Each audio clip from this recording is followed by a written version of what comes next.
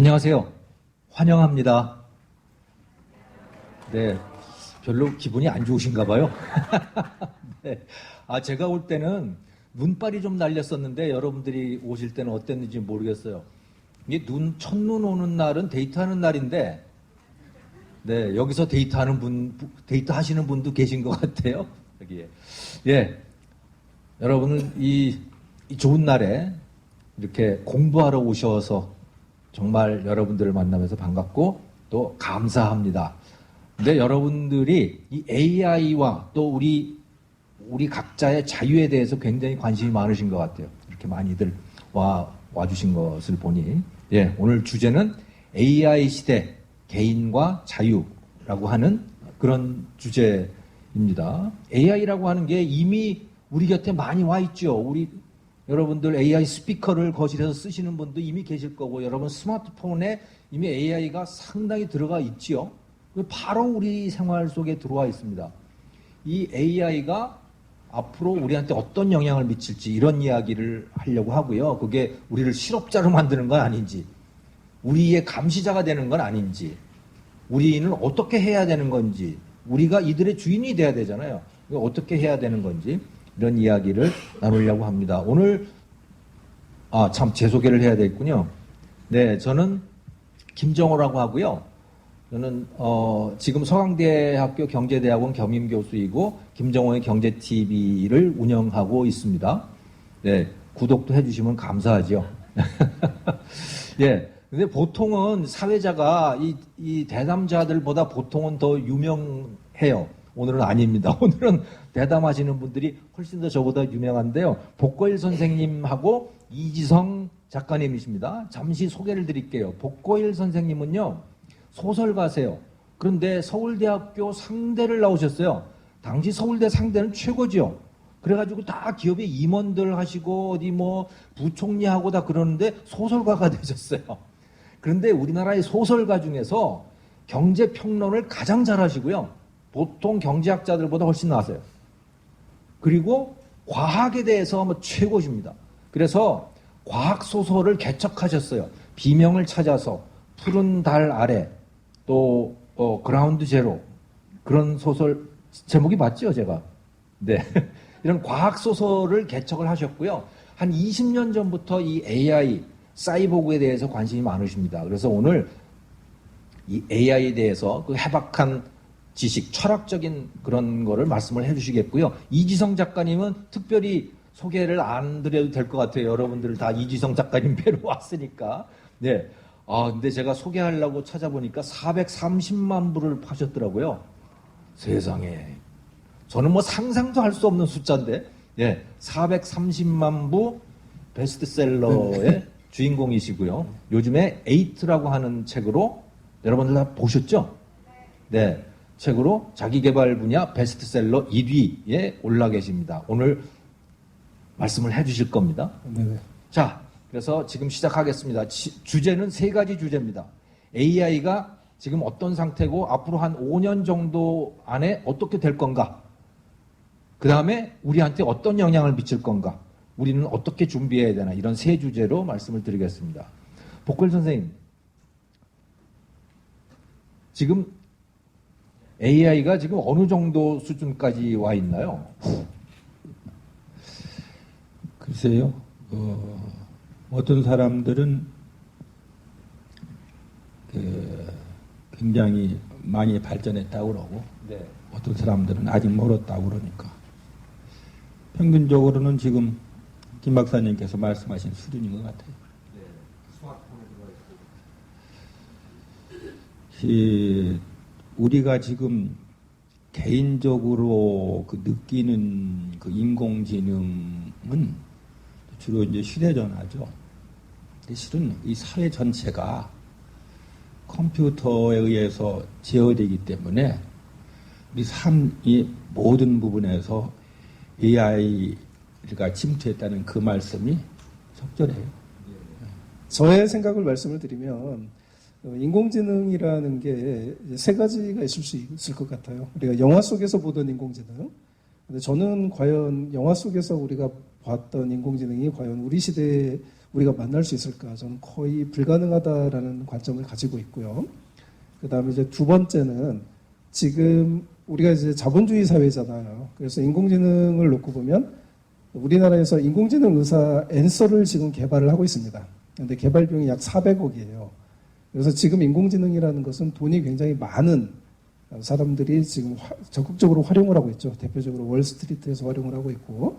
그래서 이제 제가 책에도 썼지만 월스트리트에서 인공지능 캐쇼가 골드만삭스 본사 입사하고 골드만삭스의 공부 천재들 연봉 30억에서 50억 이상을 받던 600명의 그 금융 트레이더 중 598명이 하루아침에 해고당하는 이제 그런 일이 있었죠. 그래서 보통 우리가 이제 역사를 놓고 보면 우리가 르네상스로 인해서 우리가 시민 뭐 혁명 같은 것들이 나오고 시민사회, 민주주의 이런 것들이 이제 나오게 되는 계기가 물론 그 이전에 뭐 고대 그리스도 있었지만 이제 르네상스에 우리가 나오는데 르네상스가 그 당시 아마 그때 중국이 더 부자였을 걸로 아는데 뭐 중국은 제외하고 서양 쪽에서는 최고 부자인 그 어디입니까? 그 피렌체에서 메디치 가문 하에서 르네상스가 꽃을 피웠죠. 그처럼 지금 제가 봤을 때 인공지능의 꽃은 지금 월스트리트에서 피고 있다. 자본이 가장 많이 집중되어 있는. 그리고 실제로 지금 여기가 여의도인데 여의도에서도 인공지능 때문에 그 자기 직업을 잃은 사람들이 굉장히 많다라는 이야기를 제가 좀 들은 바가 있습니다. 이게 이제 두 번째가 그리고 세 번째는 이제 인공지능이라고 할 수 없는 인공지능인데 그래도 인공지능입니다. 그래서 앞으로 우리가 마주하게 될 인공지능이 이제 우주 왕복선 수준이라면 지금 나와 있는 인공지능, 우리가 지금 만나고 있는 인공지능은 라이트 형제가 그 비행기 처음에 그 날렸을 때 한 30초 날아갔을 거예요. 그 정도 수준의 인공지능을 만나고 있는데 그거는 이제 스마트폰입니다. 자, 그럼 스마트폰이 우리에게 어떤 영향을 미치고 있을까요? 우리가 기본적으로 전화번호부를 외우는 능력을 잃어버렸죠. 뇌의 기능이 대체가 되고 있죠. 그렇게 해서 결국 인공지능이라는 것은 좀 무서운 속도로 인간을 이렇게 알게 모르게 대체해 나가는 방향으로 가고 있다. 이 정도 말씀을 드리고 싶습니다. 복 선생은 제가 기억하기로는 한 10년 전부터 이미 사이보그 말씀을 하셨고요. 그래서 인간이 영생을 할 수도 있다라고 하는 그런 말씀도 하시고, 이제 그런 여러 가지 말씀을 하셨는데, 인공지능이 우리 뇌 속에 들어올 수는 없을까요? 그러니까 우리가 인공지능이 되는 거죠, 인간 자체가. 그럴 가능성은 없어 보입니까? 이게 이 얘기를 이제 하려면은 인공지능이라는 말이 생긴 과정을 좀 살펴야 돼요. 네. 인공지능이란 말은 1956년에 머카드라는 그 컴퓨터 프로그램을 처음 개발하는 사람이 네. 이제 만들었어요. 어떻게 만들었냐면 자기가 컴퓨터 프로그램 개발을 위한 연구비를 타내려고 그럴듯한 그 말을 찾았어요. 네. 그래서 인공지능이 섹시할 것 같아가지고 붙였다고 그래요. 아, 네. 실제 근데 그 섹시할 뿐더러 굉장히 적절한 말이에요. 자연에 존재하는 지능을 사람이 만들었다 해서 인공지능이거든요. 네. 그러니까 우리가 인공지능 얘기를 하려면 먼저 지능이 무엇인가를 얘기해야 돼요. 네. 인공지능에서 중요한 부분은 지능이거든요. 그걸 사람이 지금 만들었어요. 네. 원초적인 형태로. 지능은 우리가 쓰는 일반적으로 쓰는 것과는 생물학적으로 쓰는 것과는 좀 다릅니다. 이 지구 생태계의 모든 생명체들은 처음에 이제 하나로부터 이제 진화한 거 아니에요? 그 과정에서 세 가지 종류의 지식들이 이 생태계에 존재합니다. 가장 원초적이고 기본적인 건 우리가 이제 본능이라고 부르는 종류의 지식이에요. 네. 우리의 유전자 속에 들어있죠. 그 다음에 이 동물이 나와가지고 활발하게 활동하니까 즉시 그 환경에 반응해야 될 필요해서 지능이 생겼어요. 지능은 신경세포로 이루어진 뇌에 깃드는 하나의 그 지식입니다. 그러고 나서 이제 지능이 발달한 그 생명체들이 사회를 이루니까 개체들 사이에는 존재하지 않지만 사회 전체에는 존재하는 지식들이 생겨났어요. 그걸 우리는 문화라고 부릅니다. 그러니까 본능 위에 지능, 지능 위에 문화가 되어 있는 거죠.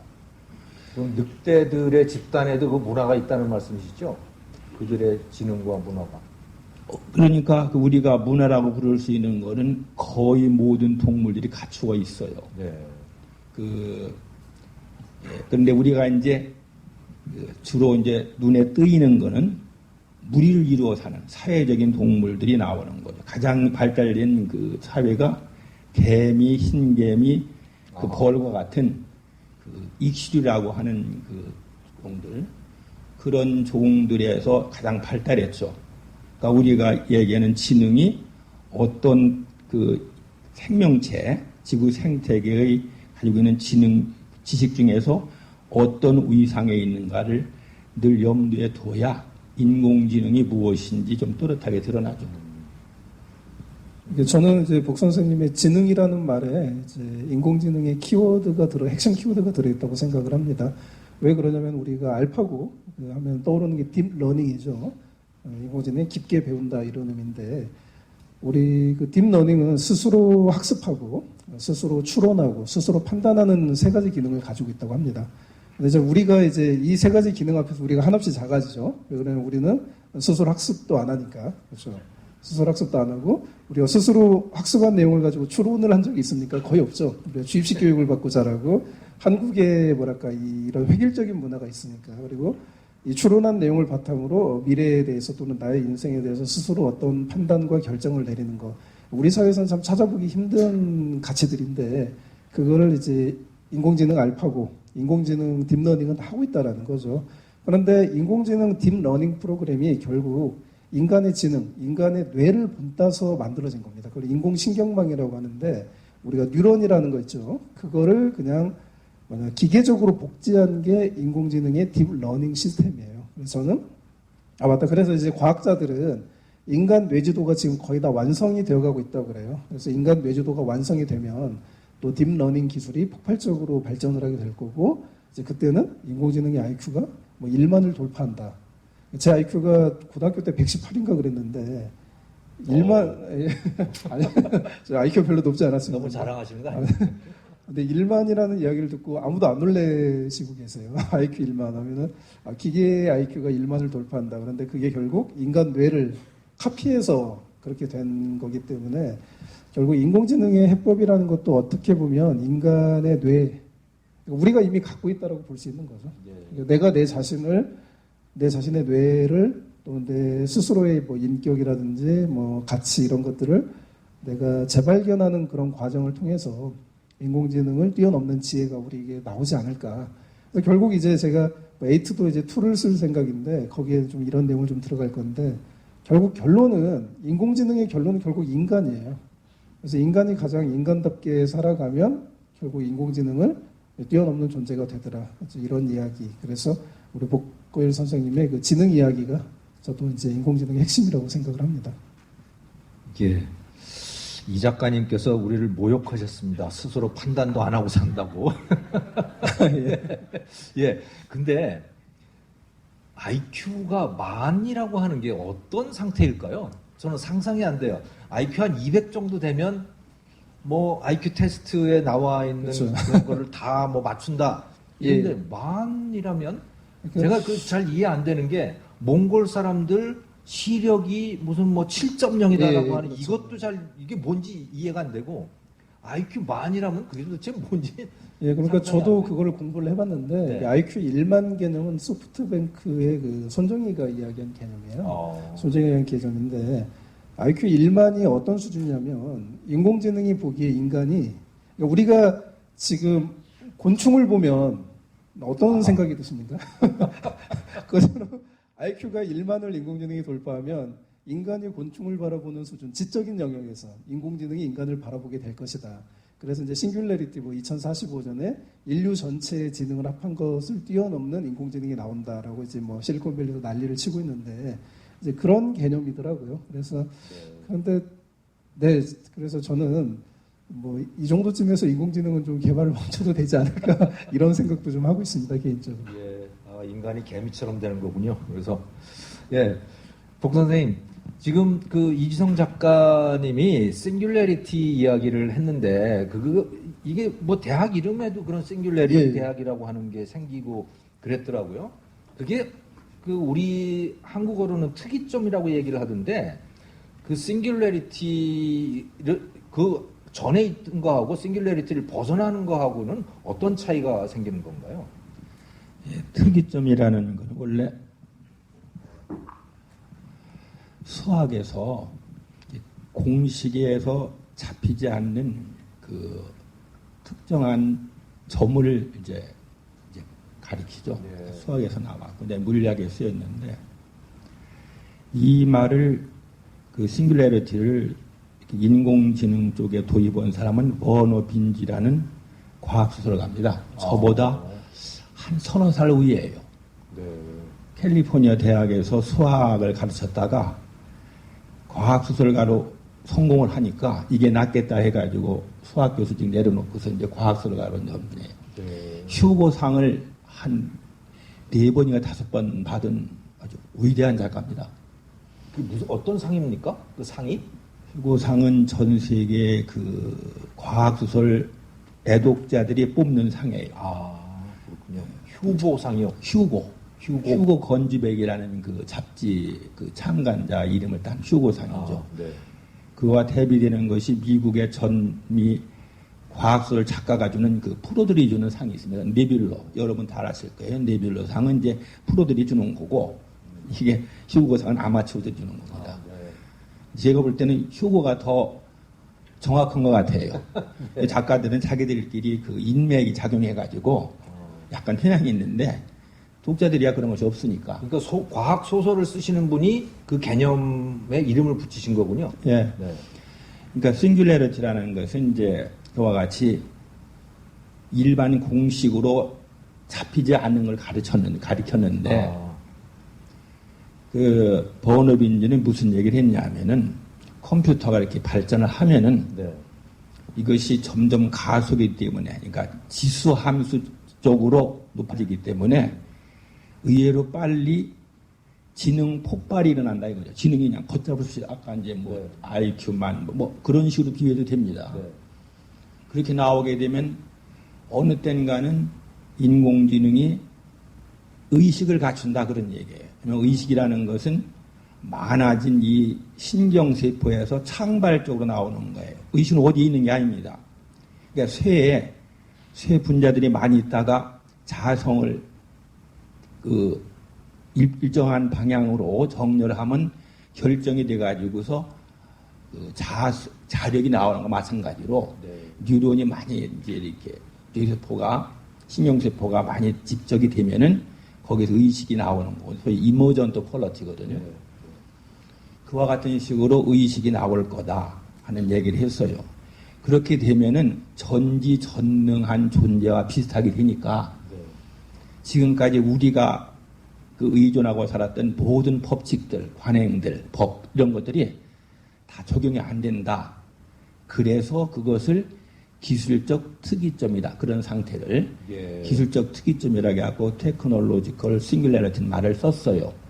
1990년대에 썼거든요. 그래서 그 다음부터 이 말이 쓰이기 시작했는데 요새는 이제 원체 실제로 컴퓨터가 엄청나게 발전하니까 인간이 넘볼 수 없는 신과 같은 존재가 나오면 어떻게 되냐 불안감이 이제 엄습했잖아요. 예. 그래서 그 말이 지금 크게 유행하고 있죠. 예. 지금은 아직 그러니까 우리가 특이점에 접근해 있는 건 아니죠? 사람마다 달라요. 이게 지수함수니까 이렇게 올라갑니다. 네. 그러니까 지금 10년이 이쪽에 가면은 1년이 그걸 되고 아, 곧 온다고 보시는 분들도 계시는 건가요? 그 전문가들은 그러한 그 전지전능한 그러니까 그것을 슈퍼 인텔리전스라고 그러죠. 초지능이라고 그러는데 초지능이 나오는 시기를 전문가들은 아까 이 작가가 얘기했다시피 한 2040년대에서 50년대 그 사이를 보고 있거든요. 그러니까 대부분의 그 전문가들은 추진이 나온다. 나오는 시기는 2040년에서 50년 내에 될 거다. 그렇게 주장하시면 반 정도 돼요. 그렇습니다. 제 자신은 그건 좀 이르지 않느냐. 그거는 기술적인 면만을 고려하는 것이고 이게 경제적인 산업적인 면을 고려하면은 그거보다는 한 세대가 더 걸릴 것이 아닐까 그렇게 보고 있습니다. 이 작가님, 네네. 이 AI가 예. 글쎄요, 이게 IQ가 뭐 만이 될지 아니면 예. 뭐 천이 될지는 모르겠지만 네. 그것이 우리한테 좋은 건가요? 저는 늘 좋을 수 있는 건가요? 저는 절대 좋지 않다라고 생각을 합니다. 네, 왜 그러냐면은 일단 인간이라는 게 우리가 굉장히 위대한 존재이기도 하지만 사실 인간이 대부분 보면 좀 평범하죠. 네, 위대한 인간조차도 평범한 면들이 있습니다. 그래서 인간은 어떻게 보면은 또 굉장히 약하기도 합니다. 약한 존재이기도 하고요. 우리가 뭐 저도 지금 갑자기 새벽에 감기가 걸렸는데 제가 어제까지만 해도 이 명민한 상태를 유지하고 있었는데 지금 오락가락하거든요. 그런데 이런 인간은 굉장히 불완전하고 정말 예측 불허고 실수가 많고 뭐 심지어 뭐 링컨이나 뭐 이런 사람들조차도 실수를 하잖아요. 그래서 전 실수가 많은데 이런 인간을 뛰어넘는 존재 그게 이제 우리 눈에 보이지 않는 뭐 성서의 하나님이라든지 뭐 이런 이제 초월적 존재라면 상관이 없겠지요. 그런 초월적 존재가 뭐 인간을 뭐 대체한다거나 인간을 노예로 부린다거나 그런 일은 없기 때문에 그런데 인공지능이라는 것은 이상하게 인간을 초월하는 능력을 가지고 있는데 이 녀석이 지금도 인간을 대체하고 있죠. 제가 이제 엊그저께 태국을 다녀왔는데 2년 6개월 만에 방콕을 갔어요. 우리가 태국 뭐 방콕 하면 뭔가 인공지능하고 거리가 먼 것 같은데 제가 이제 태국 방콕을 가면 지하철을 정말 주로 이용을 하거든요. 근데 예전에는 그 지하철에서 토큰을 이렇게 한 90바트 받고 이제 지하철 토큰을 줬습니다. 사람이 2명이 줬거든요. 그런데 그 토큰 주던 사람이 없어진 거예요. 그래서 자동화 기계, 인공지능이 이제 티켓을 끊어주는 걸로 바뀌고 수완나푼공항에 짐을 맡기러 갔는데 예전에는 그 안에서 2년 6개월 전에는 남자 사무원 둘이서 이렇게 서류에다 적으면서 짐을 사무원이죠. 짐을 이렇게 체크하고 짐을 맡기고 돈을 내주고 그랬는데 갔더니 아이패드가 있는 거예요. 아이패드에다 그냥 입력만 하면은 앞에서 돈 받는 사람만 있는 거예요. 그러니까 벌써 거기도 사람이 이제 대체가 돼서 인공지능, 태국 같은 나라에서조차도. 그래서 이렇게 놓고 봤을 때 인공지능이 지금 계속 발달하고 있는데 인류에게, 인간에게 좋은 영향을 미쳤냐? 사실 하나도 없다고 저는 생각을 합니다. 대표적으로 우리가 스마트폰 중독이잖아요, 다. 그죠? 그리고 우리가 스마트폰에서 이제 아까 복걸 선생님도 말씀하셨지만 뭐 아마존 우리는 끝없이 소비에 탐닉하게 됩니다. 우리의 인공지능이 이상하게 인간의 나쁜 본성을 계속 자극을 시키고 강화를 시켜주죠. 그리고 옆에서도 다 그렇게 하니까 당연한 소비 문화가 돼버리고 그리고 뭐 페이스북 같은 경우도 SNS를 보면은 저도 그러지만 대부분 우리의 잘난 모습만 계속 올리잖아요.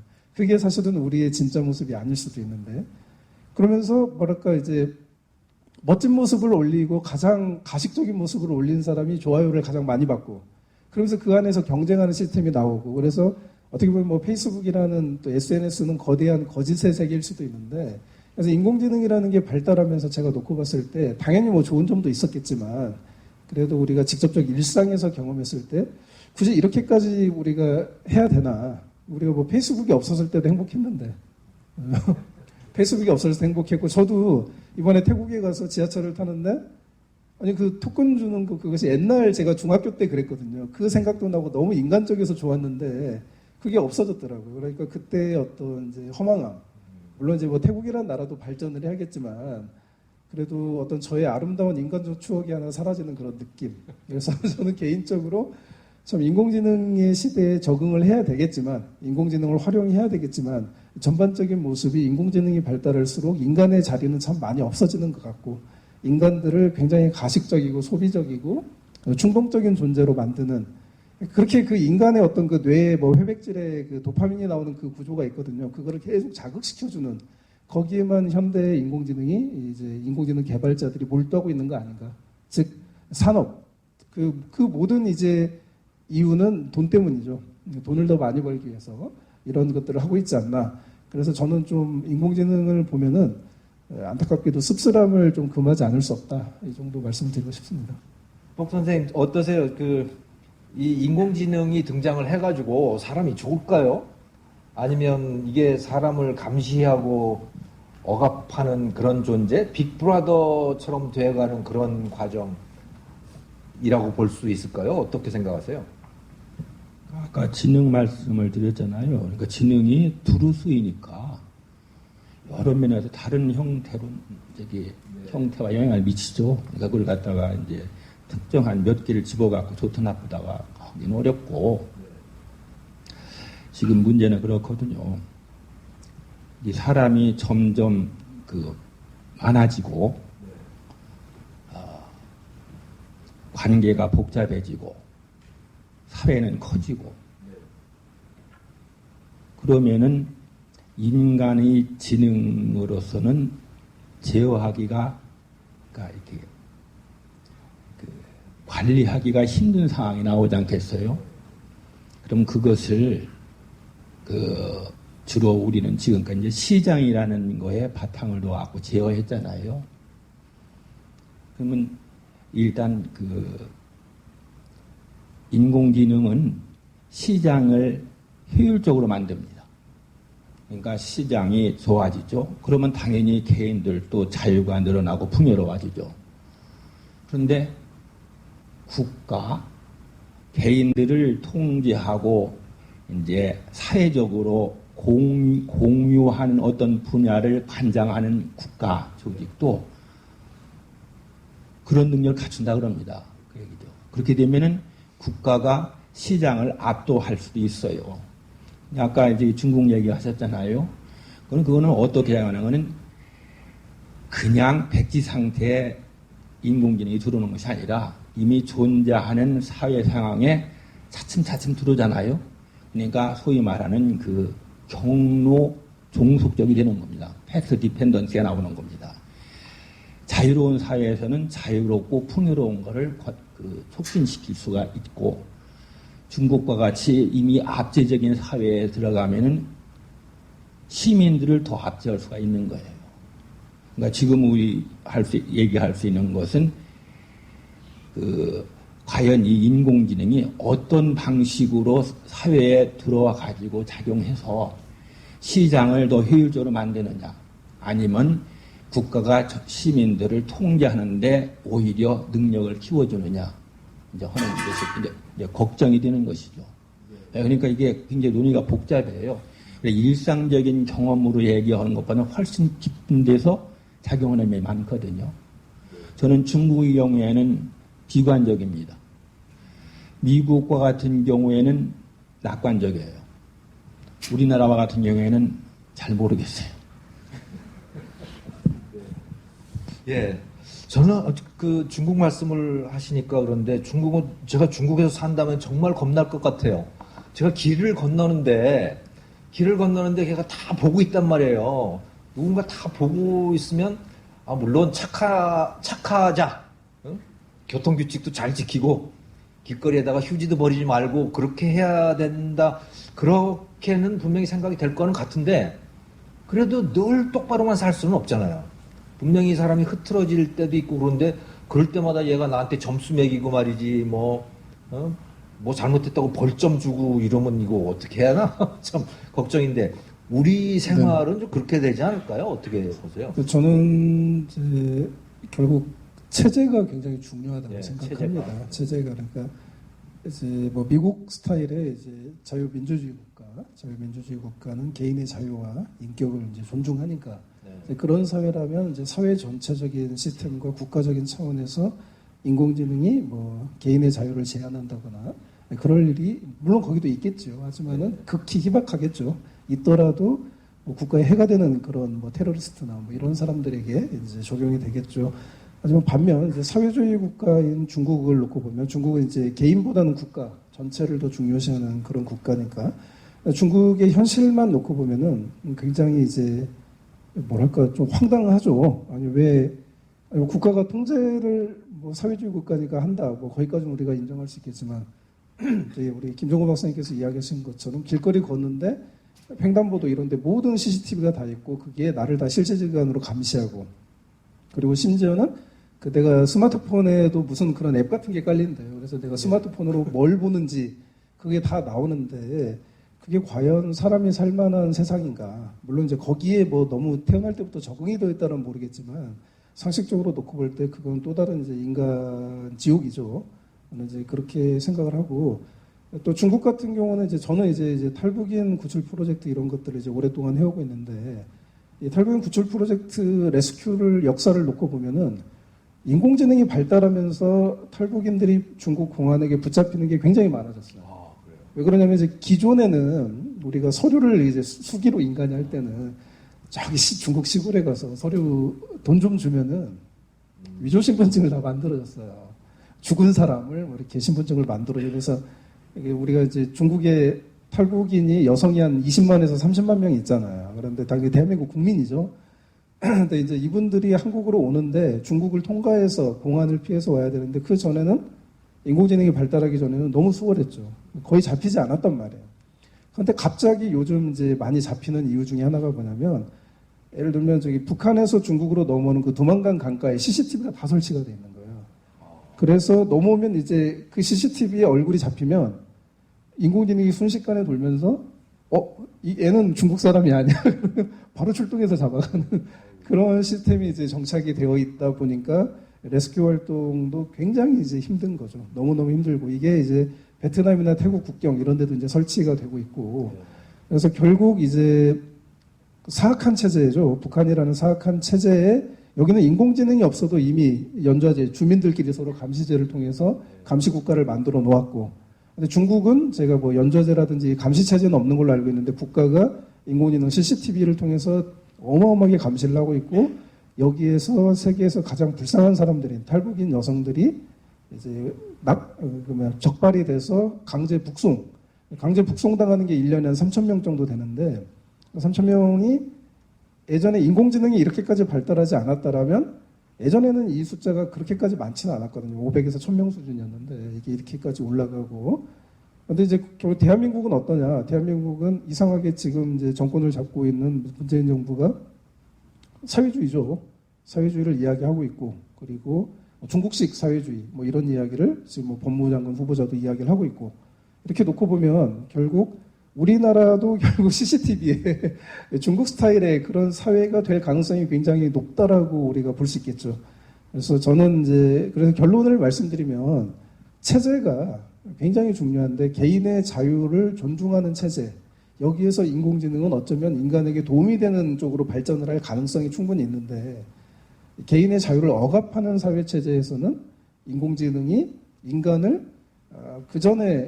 예전에 그 국가 전체주의 국가가 개인을 짓밟았던 그 시대는 비교도 할 수가 없을 정도로 인공지능이 더 발달을 지금 이제 대한민국 대기업 30곳에서는 신입사원을 인공지능이 면접을 해서 뽑거든요. 그런데 이게 얼마나 무섭냐면 이 동공의 흔들림, 뭐 맥박 또는 뭐 이렇게 피가 얼마나 세게 흐르나 안 세게 흐르나 그래서 거짓말을 다 탐지를 하는 거예요. 근데 이제 나중에 이게 우리나라 대기업에서 지금 실제로 하고 있습니다. 30곳에서. 그런데 이런 기능이 이제 나중에 중국 CCTV에 다 깔리게 된다라면 또는 뭐 북한 지역에 김정은 체제가 붕괴되지 않고 북한 지역 전역에 CCTV가 깔린다. 그러면은 독재자에 대해서 가식적으로 뭐 이렇게 그러잖아요. 북한에서도 뭐 경배하고 찬양하고. 그런데 인공지능이 얘가 진짜로 찬양하는지 진심으로 찬양하는지 아니면 가짜로 찬양하는지 다 안다라는 거죠. 그래서 진짜 그 무시무시한 사회가 오지 않을까. 그래서 이런 시대에 체제는 너무 중요하다. 그 체제는 개인의 자유를 정말 중요시하는 체제여야 된다. 저는 뭐 이 정도 말씀드리고 싶습니다. 제 맥박까지 읽을 수 있겠군요. 얘가 스마트폰을 좀 멀리 떨어뜨려 놔야겠네. 근데 저는 사실은 제가 구글을 많이 쓰거든요. 지메일도 쓰고 제가 구글 검색도 하고 유튜브를 하고 그러기 때문에 구글이 저에 대해서 굉장히 많은 걸 알고 있어요. 그래서 겁나요. 언제 얘네들이 딴 마음을 먹고 말이지 나를 뒤질라 그러면 뭐 나는 그야말로 만천하에 완전히 엉망인 인간처럼 그렇게 될 수도 있는데 그래서 제가 알아봤어요. 구글이 나의 개인정보에 접근할 수 있는가? 그런데 개인정보에는 접근을 못한대요. 그 말이 이상하죠? 그러니까 세르게이 브린이나 레리 페이지 그 설립자들조차도 제 개인 계정에 접근할 수 없대요. 그게 무슨 말인지는 잘 모르겠어요. 그런데 제가 뭘 하면 얘가 유튜브 뭐 제가 다른 걸 볼 때마다 거기에 제가 보는 그 비슷한 것들을 자꾸 추천을 해주거든요. 그러니까 분명히 그들은 저의 개인정보에 접근하지 않는다고 하면서 또 동시에 접근을 하고 있어요. 근데 그게 김정호라는 사람인지는 모른다는 거예요. 이게 뭔 소리인지는 잘 모르겠는데 아무튼 미국에서는 그거 현재까지는 제가 말씀드릴게요. 예, 말씀해 주시죠. 일단 구글에 들어가면은 모든 접속할 때부터 나오는 거에 다 이제 김정호라는 이름으로 기록이 됩니다. 그래가지고 딥러닝을 통해 가지고 나오고서 김정호라는 사람의 그 시밀러 크롬, 그러니까 요새는 저 디지털 도펠갱거라고 그러죠. 디지털로 김 박사님 모형이 제 모형이 여기 생긴 거예요. 생기는 거예요. 딱 들어가는 순간 모형이 생깁니다. 책 한 권을 주문하더라도 아마존에서 모형이 생기는 겁니다. 이 사람 이 책 보면은 되게 성향이 이렇다는 건 다 나옵니다. 책을 10권, 20권, 100권 사면은 독서 취미에 대해 갖고 김 박사님 본인보다 더 잘 알아요. 네. 그것이 구글 같은 경우는 접속어는 많으니까 수십만 개의 접속 포인트가 생기면 그것을 모형으로 만들어 가지고 김 박사님 자신보다 더 김 박사님의 행동을 예측하는 모형이 생겨요. 그건 이미 다 어지간한 기업들은 다 갖고 있습니다. 모른다고 그러죠. 그쪽에서 개인정보. 모를 수는 없어요. 왜냐하면은 이렇게 접속한 그것을 그 익명화 과정을 통해 가지고서 직접 알 수는 없게 만들어요. 하지만 그 익명화 과정을 거꾸로 추적하면은 나오죠. 근데 이것이 그 구글에서 악의적으로 이용할 가능성이 큰 건 아니에요. 문제는 구글이 털렸을 때, 해커한 털렸을 때 그게 노출되는 거죠. 심각합니다. 왜냐하면 아까 우리가 위선적이라는 말씀 비슷한 얘기를 하셨는데 다 위선적이에요. 우리가 다 착할 수 없기 때문에 착한 척하는 위선을 목표로 삼아서 살아갑니다. 근데 예전에 1918년에 어떤 도박장에서 정보가 털렸어요. 그 털린 것이 뭐냐면 도박장 로비에 있는 수족관에 온도계가 인터넷에 연결된 겁니다.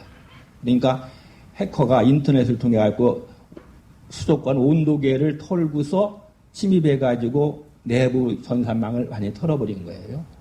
이게 다 노출이 됐죠. 그러니까 해커가 문제가 되는 거예요. 그러니까 지금은 프라이버시하고 시큐리티가 이게 거의 겹칩니다. 그럼 도박장에 출입했다는 것만 드러나도 어떤 종류의 직업에 존재하는 사람들은 커리어가 끝납니다. 근데 외교관 같은 경우는 도박장에 출입한다는 사실만 갖고도 해임이 돼요.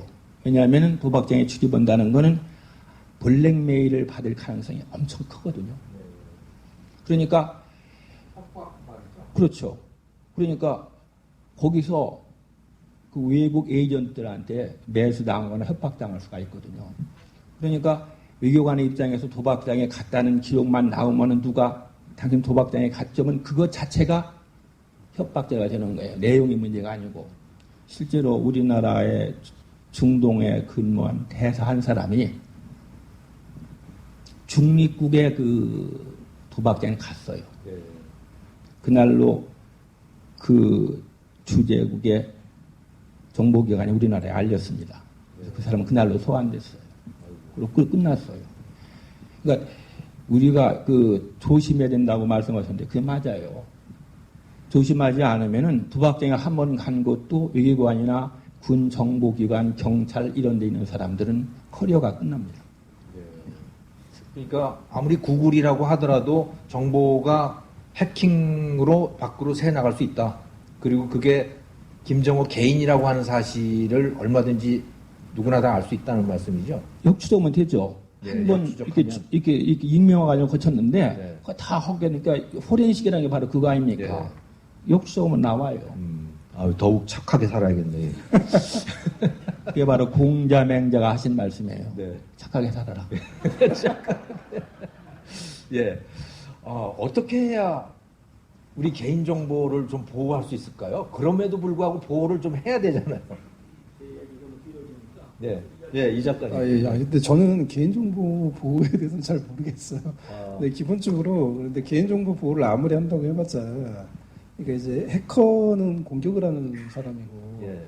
개인정보 보호를 하는 쪽은 뭐 구글이나 이런 쪽을 지키는 입장인데, 항상 공격이 기상천외하거든요. 네. 그래서 이제 우리나라 같은 경우도 이제 또 북한이 해킹을 많이 하잖아요. 많이 하는데 저도 이제 사실은 이제 최근에 그 북한 해커부대한테 해킹을 당해가지고 그거 페이스북에 썼다가 기사가 뭐 한 100개 난 것 같아요. 그래서 잠시 저한테 연관 검색어가 조현병 사실인데 그런데 뭐 이렇게 레스큐 탈북인 구출 이런 거 하면은 다 해킹을 다 당합니다. 저만 특별한 게 아니에요. 그런데 저는 이제 저랑 같이 함께 하시는 분이 이제 너무 레벨이 높다 보니까 제가 이제 상위 해커 넘버 3 7,000명이 있는데 넘버 3한테 해킹을 당해서 ESRC 센터장이라고 강남에 있는데 거기 문종현 이사가 저한테 이제 연락을 해온 거예요. 전혀 몰랐는데 이성 작가 PC가 계속 해킹을 당하고 있다 북한한테. 그래서 처음에 저는 그 사람이 보이스 피싱인 줄 알았어요. 뭐 말도 안 되잖아. 내가 뭐 북한에 해킹을 당해 그래서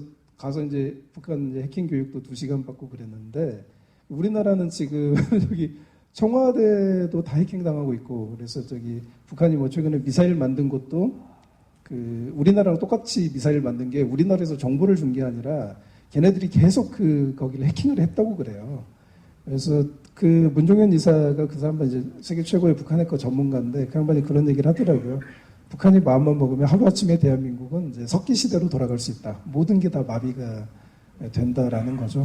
그래서 이제 뭐 북한 같은 나라조차도 국가에서 그렇게 그 해킹에 에너지를 쏟아 부으니까 이런 일이 벌어지는데 그래서 저는 개인정보를 이런 인공지능 시대에 보호한다. 그거는 거의 불가능하지 않나? 저는 현실적으로.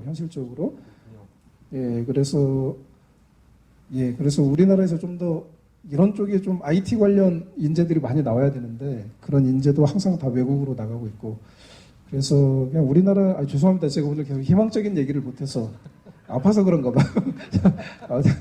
그래서 참 미래를 생각하면 대처를 해야 할 건 너무 많은데 대처를 할 만한 그런 준비는 많이 되어 있지 않고 이제 그런 모습들을 보면서 저는 조금 안타까움을 좀 느끼고 있습니다. 예, 김 박사님 제가 그거 네. 그 프랙티컬 팁이라고 제가 요걸 얻은 거를 좀 소개하죠. 실제로 개인이 어떻게 정보를 갖다가 보호하느냐. 첫 번째는 김 박사님이 말씀하신 대로 착하게 살아랍니다. 사람 어차피 자기의 그 전자적 그 흔적을 남기거든요. 그러니까 흔적이 남아요. 그러니까 그건데 실제 우리가 그걸 불가능하잖아요. 그러니까 이제 현실적으로는 이제 어떻게 하면은 덜 들키느냐 이제 그 얘기겠죠. 그러려면 첫째 인터넷을 적게 쓰는 거예요. 그러니까 인터넷을 끊을 수 있는 건 다 끊으라는 게 전문가들의 얘기입니다. 그 다음에 끊을 수 없잖아요. 그러니까 없는 부분은 어떻게 보면 나눠서 쓰라는 얘기입니다. 구글, 아마존 한 군데에 몰지 말고 좀 번거롭지만은 PC, 태블릿, 휴대폰 이걸 다 나눠 갖고서 유튜브를 구글을 쓸 때는 PC로 하고 아마존 쓸 때는 태블릿을 하고 페이스북을 할 때는 뭐 휴대폰을 한다 이런 식으로 나누라고 그래요. 세상에 쉬운 일은 없죠. 하지만 일단 그게 그 사람들의 첫 번째 그 주문입니다. 두 번째는 우리가 모르는 그러한 쓰는 기기들에 들어가 있는 그 IoT라고 할 때 하는 그런 작은 칩들이 있습니다. 그 칩들이 어디 있는가를 살펴가지고 그것들을 끊으라는 얘기입니다. 대부분의 그 가전도구의 가전 제품들에 있는 그 칩들, IoT는 평상시에 인터넷을 통해서 할 일이 없답니다.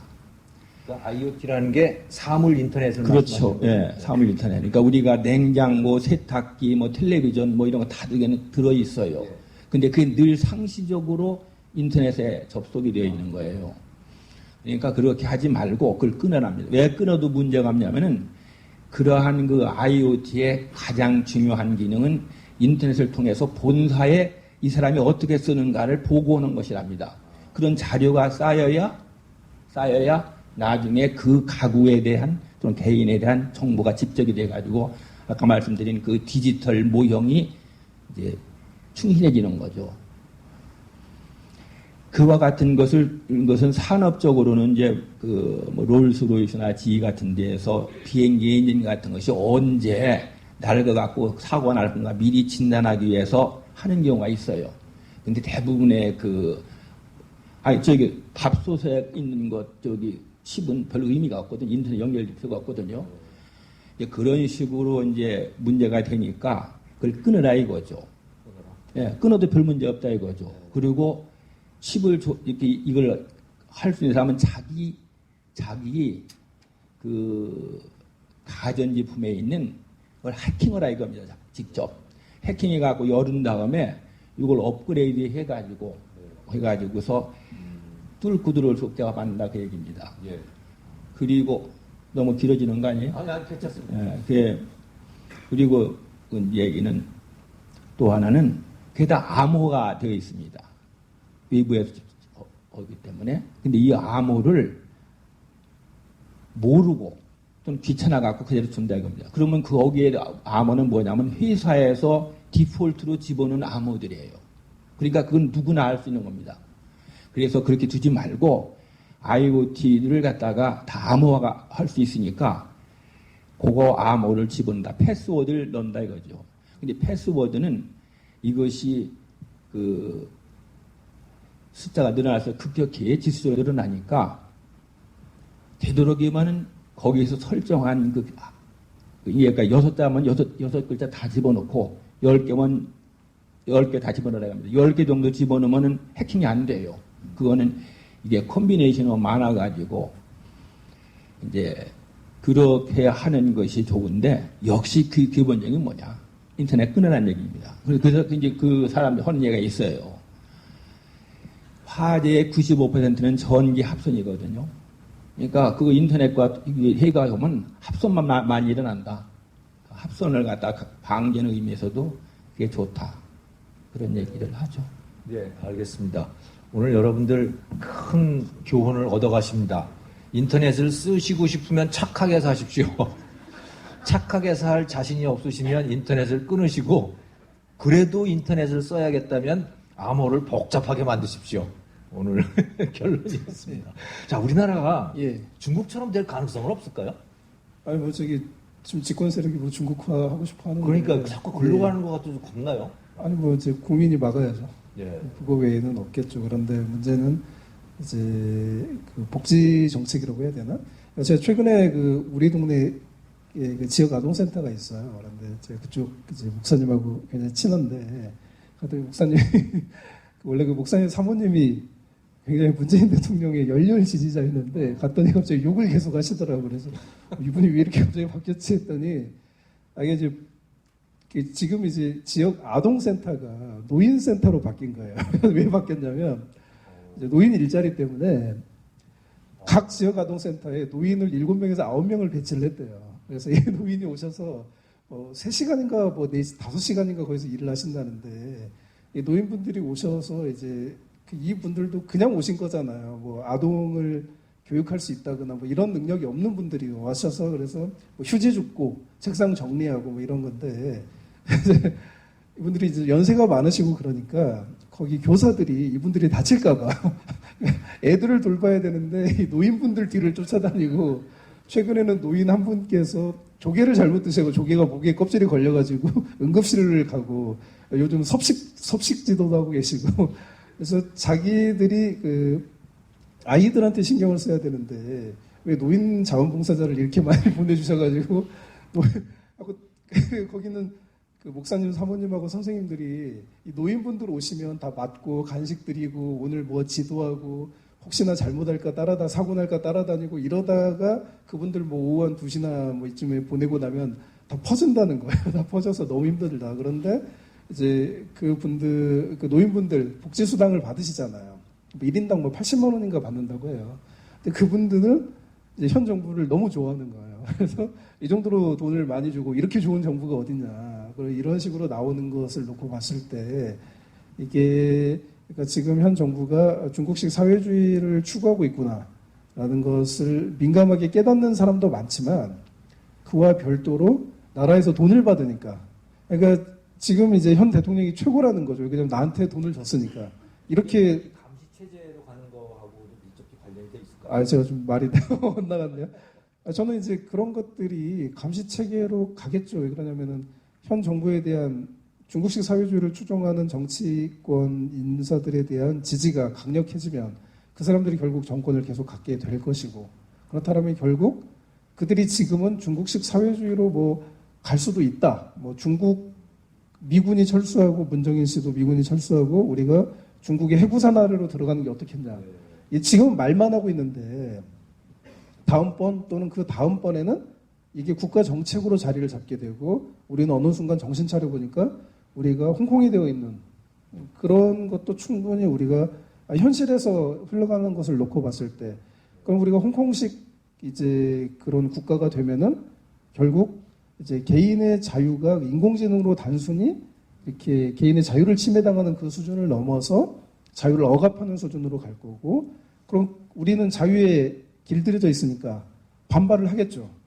그러면은 홍콩처럼 실탄을 발사하고 이런 일들이 충분히 벌어질 수 있다라고 저는 생각을 하죠.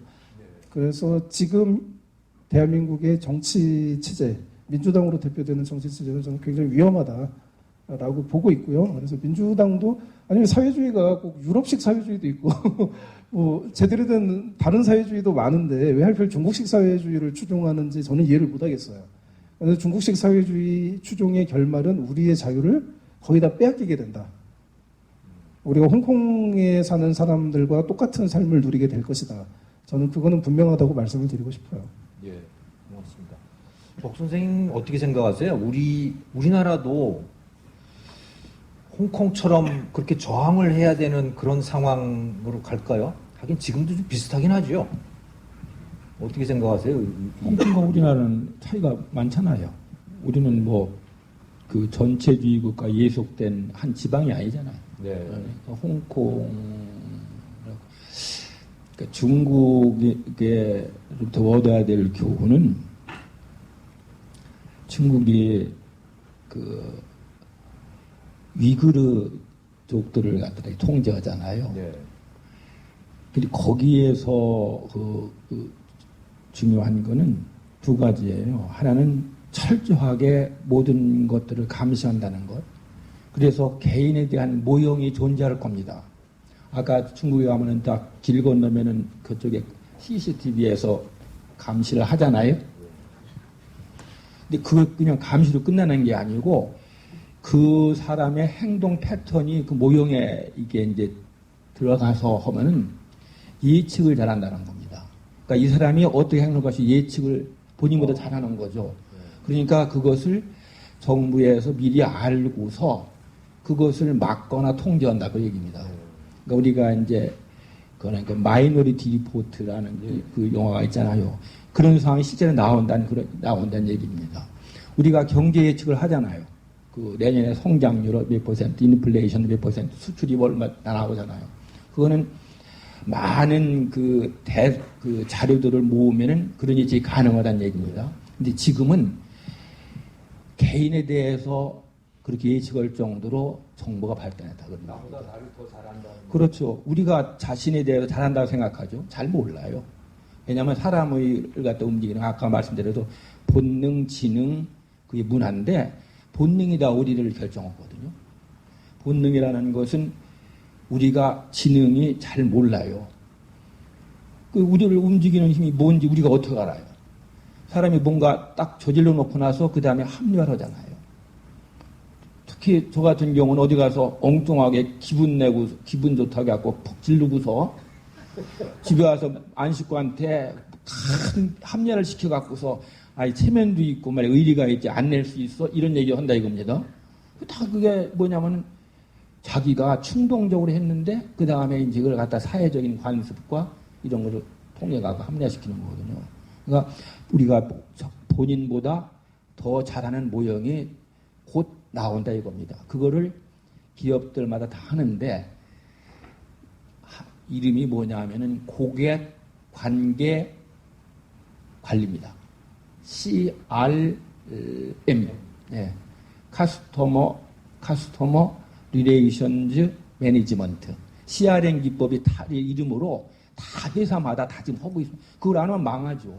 단골들 성향 알고 그거 생일하려 갖고 선물 보내고 안 하면 그거 유지가 되겠어요? 근데 구글 같은 데서는 원체 많으니까 그리고 그것을 그 딥러닝을 통해 가지고 원체 많은 자료를 갖다가 해가지고 그 패턴을 잘 읽으니까 거기는 있죠. 그러니까 아까 그 구글 할 때는 여기 따로 그러니까 자기의 모든 정보를 한 군데 모으는 걸 막으라고 얘기입니다. 이 구글 할 때는 PC하고 그 페이스북 할 때는 뭐 태블릿 한다 이런 식으로 쪼개라는 건 뭐냐면은 한 모형 속에 모이는 정보들이 되도록이면 적게 만든다는 그런 전략이죠. 알겠습니다. 조금 있으면 이제 질르면 그 계산할 때 걔가 막 뭐라 그럴지도 모르겠어요. 질르지 말라고. 예, 이 작가님 어떻게 준비해야 될까요? 예. 우리 인터넷을 끊으라고 말씀하시는데 네네. 끊어야 됩니까? 뭐 일단 제 에이트 첫 번째가 뭐 인터넷을 차단하라.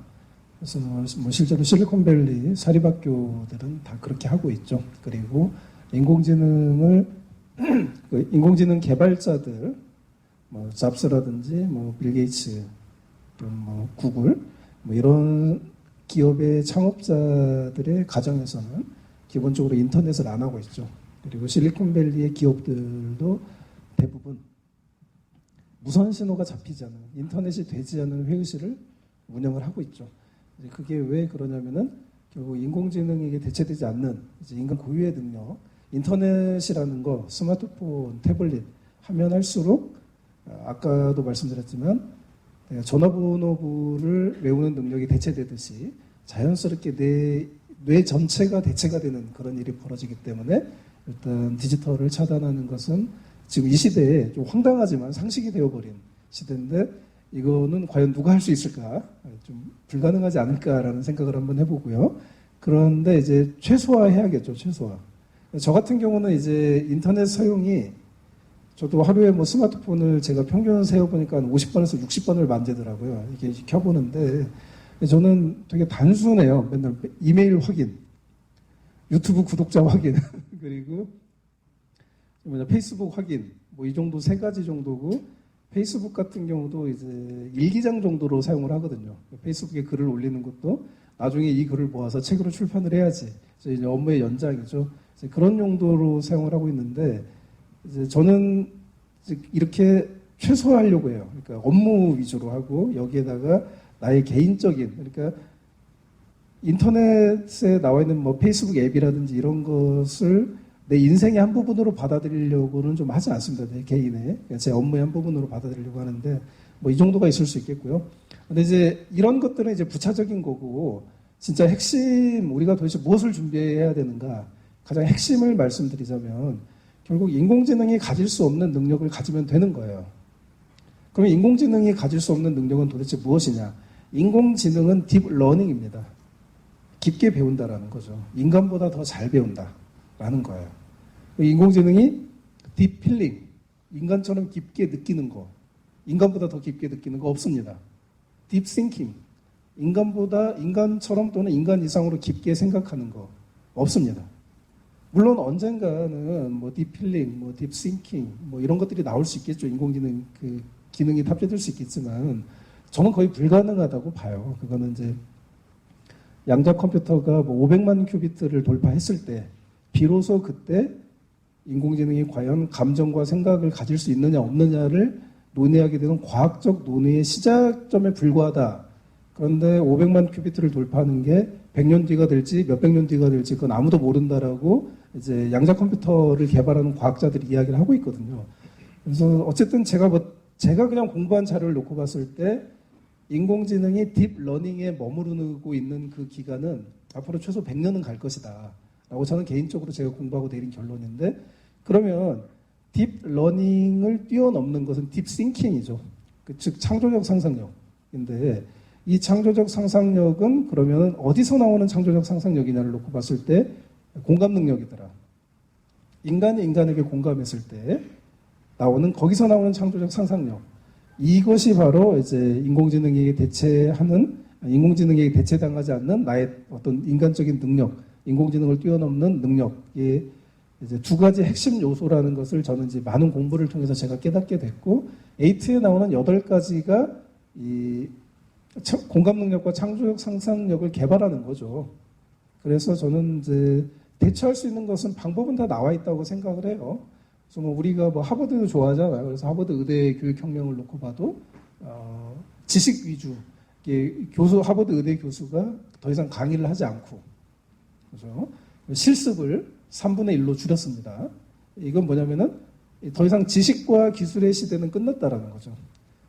인공지능 의사가 의료 지식과 의학 지식이 인간 의사보다, 하버드 의대 교수보다 지금 더 뛰어난 세상에 도래했고, 그리고 실제로 암을 진단하거나, 지금 뭐 이제 인공지능이 로봇 의사가 나와서 직접적으로 치료하고 이런 이제 그 정도 단계까지는 아니지만, 암을 진단하고 처방을 내리는 부분에 있어서는 하버드 의대 교수들을 뛰어넘은 지 오래됐거든요.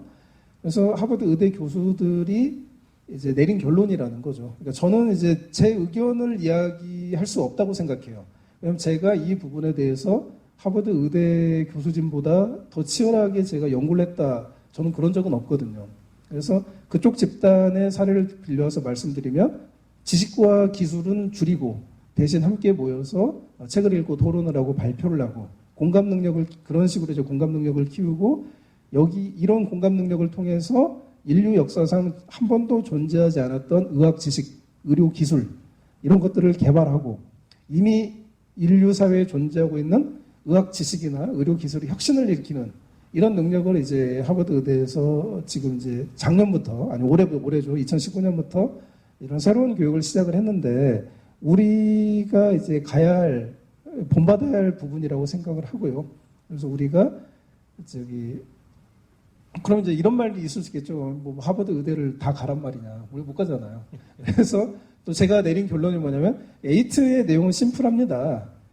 그냥 이제 수사학적 읽기와 쓰기를 하라. 아마존에서도 지금 6페이지 그거를 이제 제프 베조스가 임직원 전체에게 그 교육을 시키고 있잖아요. 인공지능에게 대체되지 않는 능력을 길러준다는 그런 명목하에. 그것처럼 우리가 이제는 책을 읽고, 뭐 철학을 하든 인문학을 하고 예술을 하고 많은 것들을 할 수 있겠죠. 우리가 이런 것들을 하고, 거기에서 우리가 이제 그것을 그냥 단순히 우리가 그전에는 플라톤의 국가론을 읽었다. 그러면 국가론이 이런 책이구나. 플라톤이 이런 사상가였고 국가에서 이런 이야기를 했구나. 여기서 그치는 게 아니라 플라톤의 국가에 대한 논문을 쓰는 거죠. 에세이를. 그런데 이게 인류 역사상 전혀 존재하지 않았던 나만의 이야기, 나만의 관점에서 그걸 쓰려고 노력을 하고, 그리고 이거를 그냥 논문을 쓰고 끝나는 게 아니라, 에세이니까 뭐 5장에서 10장 정도 되겠죠, A4 용지에. 단순히 쓰고 끝나는 게 아니라 이 내용을 가지고 주변 사람들과 공유를 하는 거죠. 그래서 주변 사람들을 이제 설득시키는 거, 나에게 공감을 불러일으키고, 그리고 이제 그렇게 해서 주변 사람들의 의견을 받아들여서 다시 또 내가 새로운 생각을 하고, 이런 이제 방식, 어떻게 보면 굉장히 쉬운 방식이죠. 굉장히 쉽습니다. 내가 책을 읽고 책에 대한 논문, 에세이를 쓰고 그거를 주변 사람들과 나누는 활동. 이게 지금 아마존에서 하고 있는 이제 인공지능에 대체되지 않는 임직원 교육으로 자리를 잡고 있는데 굉장히 쉽죠. 그런데 한편으로 한국인에게는 거의 불가능하죠. 책을 읽는 것조차도 안 하고 있는데, 사실은 책 한 권을 읽는데 우리 한국 사람들이 책 한 권을 읽는데, 전체적으로 읽는데 걸리는 기간이 3주에서 4주라고 해요. 읽다가 중간에 말고, 읽다가 접어두고 말고, 이렇게 하면서 계속 늘어가는데, 이런 상황에서 우리가 개인적으로 하기가 이게 쉽지가 않으니까, 뭐 일본이나 핀란드, 독일, 뭐 미국 사립학교, 프랑스 이런 데처럼 국가에서 주도적으로 이런 교육을 이제 혁명을 일으켜야 되는 부분이 있을 거고요. 그리고 기업에서도 이제 임직원 교육이 인공지능에게 대체되지 않는 인간 고유의 능력인 공감 능력과 창조적 상상력을 길러주는 이런 교육이 삼성부터 시작이 되어야겠죠. 근데 안타깝게도 우리나라는 교육계에도 이런 이야기들이 거의 없다시피 하고, 우리나라 기업들에서도 거의 없다시피 해서 삼성을 보면 참 안타까운 게 뭐냐면 국내에 있는 사람들을 이렇게 교육해서 인재를 만들려는 노력을 그렇게 찾아보기는 쉽지 않은 것 같아요. 그냥 외국에서 그냥 우수한 인재를 그냥 돈 주고 사와서 인공지능 산업을 발달시켜가는 그런 모습들이 보이고 있는데 그게 우리나라 대기업의 좀 안타까운 모습이다라고 저는 생각을 하는데 이런 부분에서 국가와 기업, 그러니까 교육과 기업에 있어서 좀 4차 산업혁명 시대에 맞는 제2의 개화기라고 저는 생각을 하는데 이런 국가 규모의 그 인지, 인공지능 시대에 대한 국민 전체의 인지와 국가 규모의 혁명이 일어나야 된다. 그게 일어나지 않고서는 우리가 이런 시대에 적응할 수 있는 것은 쉽지 않다. 이 정도 이야기를 하고 싶습니다. 네, 감사합니다. 이지성 작가님께서 AI 기계가 가지지 못하는 능력을 사람이 가져야 된다. 그런 쪽으로 우리가 집중을 해야 된다. 그러기 위한 교육혁명, 또 그런 훈련 이런 것들이 필요하다는 말씀으로 네, 해주셨어요. 이것을 일단 대담을 여기서 우리가 접고 그 다음에 여러분들이 질문을 해주시고 또 답변을 하고 대화를 하면서 우리가 딥 띵킹으로 네, 다른 인간들은 못하는 우리 여기 있는 인간들끼리만 하는 네, 그런 대화의 장으로 이제 넘어가겠습니다. 자, 지금까지 해주신 여러 가지 이야기들, 여러분들이 들으신 많은 이야기들 거기에 대해서 질문이 있으신 분은 질문을 해주시죠.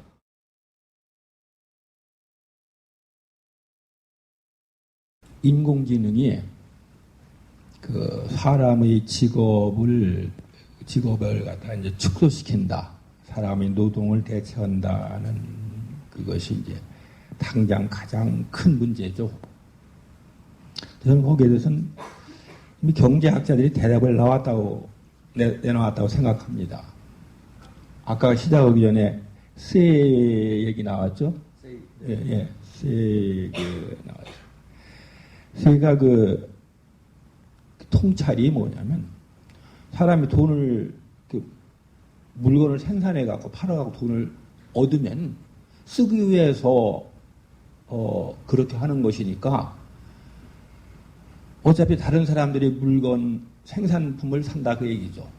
그래서 그것을 아주 간단하게 줄여가지고 공급은 자신의 수요를 창출한다는 식으로 이제 요약이 됐잖아요. 지금 나오고 있잖아요. 지금까지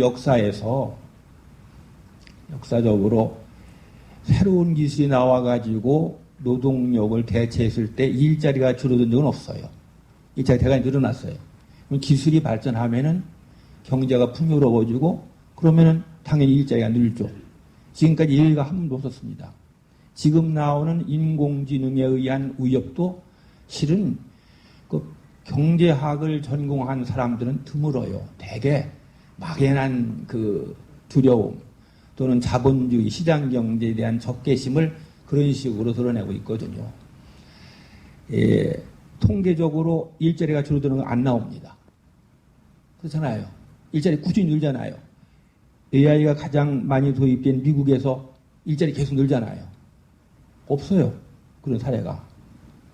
세의 법칙은 지금도 작동합니다. 그리고 그럼 작동하는 그 모습이 어떤가 잠깐 살피면 이래요. 제일 먼저 밀려나리라고 예상된 것이 의사입니다. 그 다음에 변호사예요. 법관이에요. 왜냐하면 둘 다 기계적인 일입니다. 창조적인 일이 거의 안 들어가요. 의사가 창조적으로 하면 곤란하죠. 법률가 창조적으로 하면 지금과 같은 우리 사법부 망하는 시기 더 나오는 겁니다. 기계적인 일이에요. 딱 정해진 관행과 그 지식의 바탕을 둬가지고 논리적 추론으로 해가지고 치료법이 나오는 겁니다. 그래서 이제 제가 그래서 했어요. 의사는 없어지고 간호원만 살아남는다 그런 얘기를 했거든요. 사람이 로봇한테 치료받겠어요? 얘기 통하는 간호원의 도움을 받겠죠. 그런데 이게 그렇게 극단적으로 안 돌아가는 것이 아니라 협업을 해요. 변호사의 경우에는 지금까지 변호사가 하게 되면 체크리스트가 딱 나옵니다. 뭐뭐 체크리스트 나오는데 그거를 갖다 확인하는데 변호사가 시간이 대부분을 허비해요. 근데 그거는 기계적인 체크리스트는 AI가 더 잘하거든요. 실수 않고. 그래서 변호사가 AI한테 실무적인 걸 다 맡겨요. 그럼 변호사는 무슨 얘기를 하느냐. 저쪽에서 무슨 전략을 짤 건가 또는 내 고객이 거짓말을 안 했는가 이와 같이 상당히 그 서틀한 게 미묘한 것들을 챙긴다 이 얘기입니다. 그러니까 성질이 높아지는 거예요. 지금은 AI하고 변호사가 소위 엑스퍼트 시스템이라고 하죠. 전문가 체계. 그것을 지금 미국에서 안 하면 변호사 못 합니다. 그걸 일단 거르고 그 다음에 나가지고서 인간적인 그 요소가 고려가 될 상황에서 나온다 그 얘기입니다. 그래서 AI가 사람들의 직업을 뺏어간다. 경제학자들은 그럴 리 없다고 얘기하죠. 대부분의 경제학자들은. 그리고 우리가 무슨 일에 있어가지고 따라야 될 건 전문가들의 얘기입니다. 우리의 편견, 선입견 같은 거 짧은 지식하고 얘기하면 안 돼요. 전문가들이 그렇다고 해서 일단 따르는 게 안전한 겁니다. 지금 이제 기본소득제하고 그 의문소득제, 네거티브 인컴 텍스 시스템인데 저는 한 30년 전부터 줄곧 그 의문소득세제를 갖다 이제 주장해 왔죠. 이건 간단한 얘기입니다. 정부에서 돈 많이 버는 사람들한테는 돈을 걷어가죠. 세금을. 어떤 수준 아래에 있는 사람한테는 보조금을 줍니다. 복지수당이라고. 그럼 정부가 세금을 걷어가는데 이쪽은 걷어간 걸 주잖아요. 그러니까 하나의 체계가 형성된다는 얘기입니다. 즉 보조금을 주는 거는 음소득세나 마찬가지입니다. 마이너스 소득세라는 얘기죠. 이것을 영국의 그 여류 경제학자가 발명했고 밀턴 프리드만이 아주 발전시켰어요. 그런데 지금 말씀하신 분에게 말씀드리는 건데 이게 안 돼요. 너무 복잡해요. 개념이 굉장히 어렵습니다. 음소득세가 뭔가를 갖다 깨달으려면 얘기를 듣고 나서도 못 깨닫고 또다시 설명도 이게 몇 차례를 해야만 알아들을 수가 있어요. 보통 경제학 지식 없는 사람들한테. 근데 기본소득제는 간단하거든요. 모든 사람들의 기본 생활을 할 수 있는 세금을 일괄적으로 나눠주자. 부자 뭐 이런 거 가랑 안 따지고 얼마나 간단해요. 그래서 정치적으로는 기본소득세로 갈 것 같다는 판단이 듭니다. 무슨 얘기인지 좀 납득이 되셨습니까? 네. 정책은 복잡하면 안 돼요. 일자 무식이라는 사람도 그 얘기 그럴듯하다 하고 동의할 수 있어야 되는 겁니다. 근데 이 불행하게도 시장경제하고 이 자본주의 이런 것을 북돋우는 정책은 전부 다 복잡해요. 네. 모든 사람이 다 같이 살자는데 왜 딴 얘기해 하면은 할 말 없는 거예요. 예, 알겠습니다. 그러면 지금 질문하신 분께서는 AI가 직업을 파괴하지 않겠냐, 우리 일자리를 다 뺏어가지 않겠냐, 그걸 대체하기 위해서 기본소득, 음소득제 이런 게 필요하다라는 그런 질문을 주셨고, 복 선생님 답변은 AI가 반드시 일자리를 뺏어가는 것은 아니고 지금까지는 이런 기계들이 등장하면서 계속 일자리는 늘었다. 그리고 AI와 인간이 얼마든지 협업 관계를 이룰 수가 있다는 그런 말씀이시죠? 네. 잘못 정리했나요? 아니요. 너무 잘 정리해갖고 제가 고맙다는 말씀 드리려고. 예. 네. 감사합니다. 자, 그럼 또 다른 질문, 예.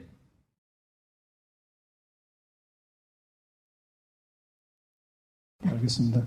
제가 뭐 그 부분에 대해서는 이제 제 책에 뭐 또 자세하게 써놓긴 했지만 또 요약적으로 말씀을 드리면 지금 시대의 변화가 그러니까 서양을 놓고 본다라면 우리가 그 조선시대 때 어떤 교육을 우리가 추구를 했었죠?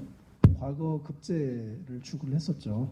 즉 이제 왕에게 충성하는 그런 신하를 뽑는 그런 시스템이었단 말이죠. 하지만 이제 우리가 해방이 되고 자유민주주의 국가가 되면서 이제 전혀 다른 교육의 시대가 열렸죠. 교육의 주인이 왕이 아니라 이제 그냥 국민인 그런 시대가 열렸습니다. 교육이 완전히 바뀌었죠. 배우는 교과목 자체가 바뀌었고요.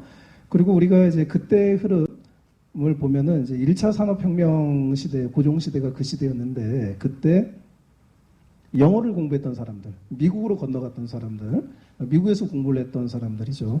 이 사람들은 나중에 이제 돌아와서 대한민국 건국의 주역이 되죠. 대표적으로 이승만 대통령이 이제 그런 분이시죠. 이렇게 놓고 봤을 때 지금 딱 그런 시대의 흐름을 지금 전 세계가 갖고 있습니다. 하지만 그때 뭐 대한제국 시기나 뭐 그 이전에 조선 말을 놓고 보면은 그 새로운 시대의 흐름, 특히 교육의 흐름을 따라갔냐? 전혀 아니었죠. 전혀 아니었고요. 그래서 그럼 지금 우리나라는 어떻게 해야 되냐? 저는 이제 핀란드의 교육 체제가 좀 더 우리가 정말 우리가 좀 받아들일 부분이 있다. 물론 이제 우리 상황에 맞게 받아들여야겠죠. 핀란드 같은 경우는 이제 올해부터 그 교과목을 없앴죠. 그러니까 영어, 수학, 사회, 뭐 과학 이런. 왜 그러냐면은 인간은 공감 능력과 창조적 상상력이 있어야 인공지능에게 대체되지 않는데 인공지능을 뛰어넘는 존재가 될 수 있는데 교과목을 나누는 건 분류를 한다라는 거죠. 그런데 창조적 상상력은 뭔가를 자꾸 나누는 데서 나오는 게 아니다. 창조적 상상력은 통섭과 융합에서 나온다. 그래서 초등학교 때부터 이제 교과목이 없고 그러면은 도대체 학습을 어떻게 하냐? 교사와 아이들이 함께 의논하면서 교과서를 스스로 만들어갑니다. 교육과정을 자기들이 만들어가는 거예요. 물론 국가에서 제시한 몇몇 교육과정이 있지만 그거는 안 해도 됩니다. 그러니까 교육 전체가 창조적 상상력이라는 것에 초점이 맞춰 있는 거죠. 그래서 교과목을 나누면 안 되고 통섭과 융합 능력을 기르고 그리고 우리가 스스로 우리가 함께 토론, 즉 우리가 함께 공감하면서 의견을 나누면서 공감하면서 우리가 스스로 교육과정을 만들어 나가는 그러니까 교육 시스템 자체가 이 교육을 그냥 받기만 하면 핀란드에서는 초등학교, 중학교, 고등학교를 다니기만 하면 자연스럽게 공감 능력과 창조적 상상력이 키워질 수밖에 없는 그런 교육 시스템이 이제 국가가 마련을 해주고 있다라는 거죠. 독일이라든지 뭐 스위스, 네덜란드 뭐 이런 북유럽 국가들도 마찬가지고요. 미국은 사립학교들이 그렇게 하고 있고 공립학교에서는 그렇게까지는 아직 하고 있지 않습니다. 일본 같은 경우는 이제 내년에 그러니까 2013년에 이제 일본은 인공지능 교육혁명을 국가의 과제로 삼아서 국회에서 통과를 시켰고 그래서 인공지능 시범학교가 지금 몇 년 동안 7년 동안 계속 왔고 스쿠다 대학교 대학원에서 전국의 교사들이 거기에서 2년 동안 연수를 의무적으로 다 받았죠. 그래서 새로운 시대에 맞는 교사교육이 진행이 됐습니다. 즉 우리가 새로운 시대의 인공지능 교육이라는 것은 저는 이렇게 생각을 해요. 일본이 정말 지혜롭게 잘하고 있다고 생각을 하는데 학생의 관점에서 보는 것은 문제가 있다는 거죠. 자꾸 교사 자체가 주입식 교육을 가장 많이 받은 사람들이고 대화를 하지 않고 공감 능력도 없고 창조적 상상력은 아예 없는 그런 사람들이 교사가 되잖아요. 저도 이제 교사를 7년을 했지만 왜 그러냐면 임용고시 자체가 그냥 기계처럼 달달 외우는 그거거든요. 그래서 이게 단순히 그냥 학교 교육을 지금 바꾼다고 해서 해결이 되는가? 아니라는 거죠. 지금 중요한 것은 사대와 교대 교육이 바뀌어야 되는 거고 사대와 교대 교육이 바뀌려면 그 대학의 교수들부터 바뀌어야 되는 거죠. 과연 그럼 그 대학의 우리나라 대학의 교수님들이 훌륭하신 분들이 참 많지만 과연 인공지능 시대에 맞는 교육을 충분히 제공해 줄 수 있느냐. 대학이라는 곳이 과연 창조적 상상력이 폭발하는 그런 공간이냐. 대학이 과연 서로 공감하는 그런 능력이 하루가 다르게 발전하는 그런 이제 교육 시스템을 갖추고 있는 곳이냐 이렇게 놓고 봤을 때 없거든요.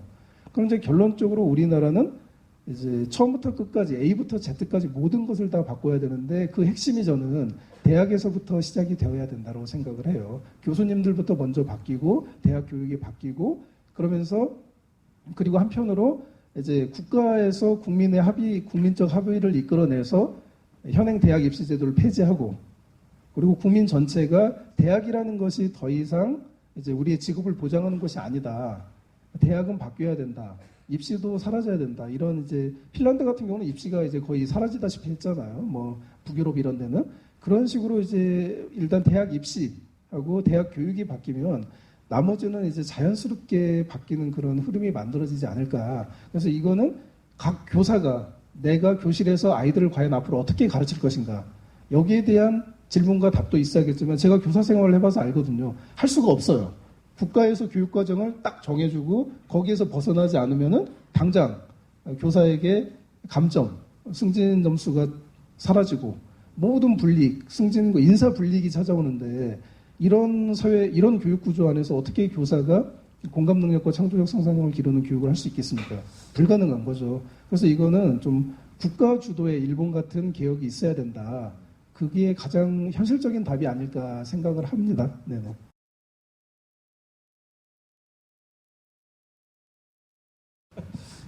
어쨌든 칭찬 고맙습니다.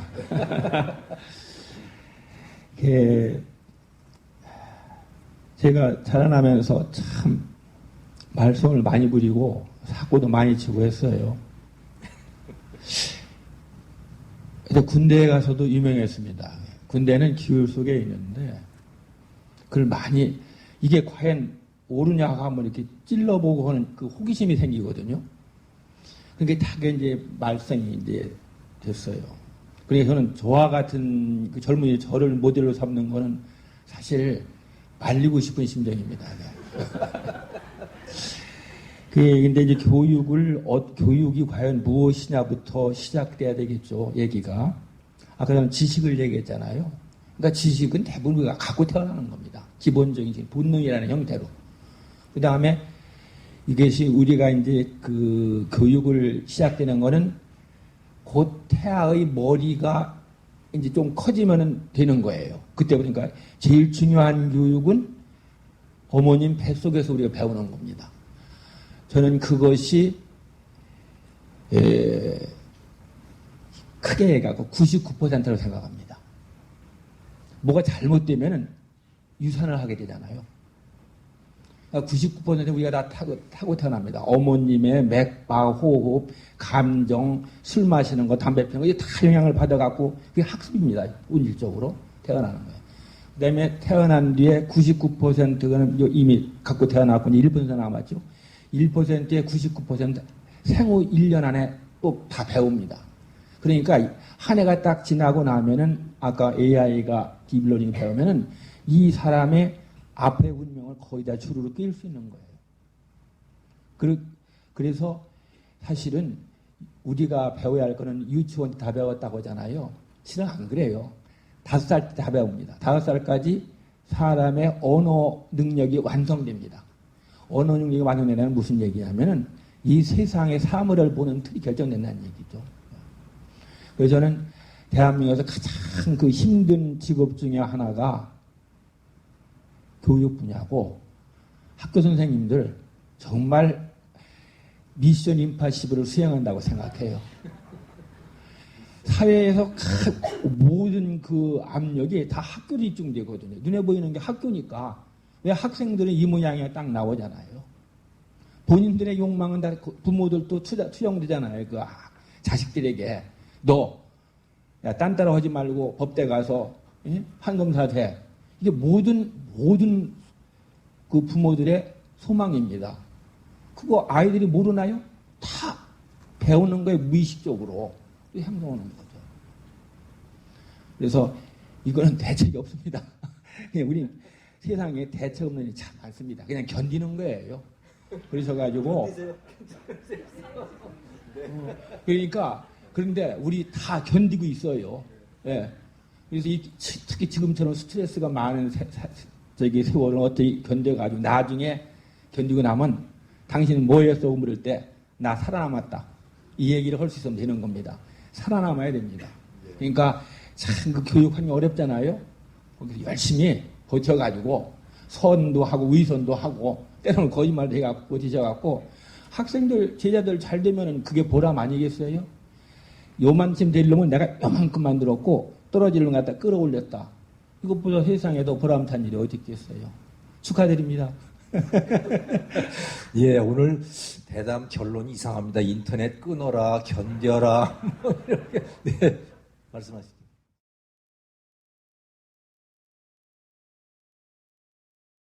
네.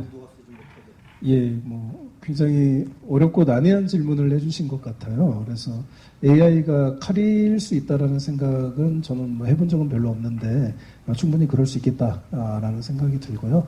그래서 아이들이 AI라는 칼을 어떻게 이거를 정말 사람들을 행복하게 하는 요리를 만드는 그런 사람들의 배를 불려주는 아름다운 그런 칼이 되느냐, 사람들을 해치는 강도의 칼이 되느냐, 여기에 대한 것은 이제 개인의 선택이라는 것도 있을 수 있겠어요. 그런데 기본적으로 지금 인터넷 또는 스마트폰에 중독된 아이들이 굉장히 많습니다. 저는 이제 학교 강의를 안 가요. 왜 안 가냐면 초기에는 갔는데 가보면 아이들의 절반은 자고 있습니다. 자고 있고 나머지 절반은 뭔가를 계속 하는데 카카오톡을 하고 있는 거죠. 그러니까 아니 내가 나도 시간이 좀 귀한 사람인데 내가 여기 와서 뭘 하고 있나.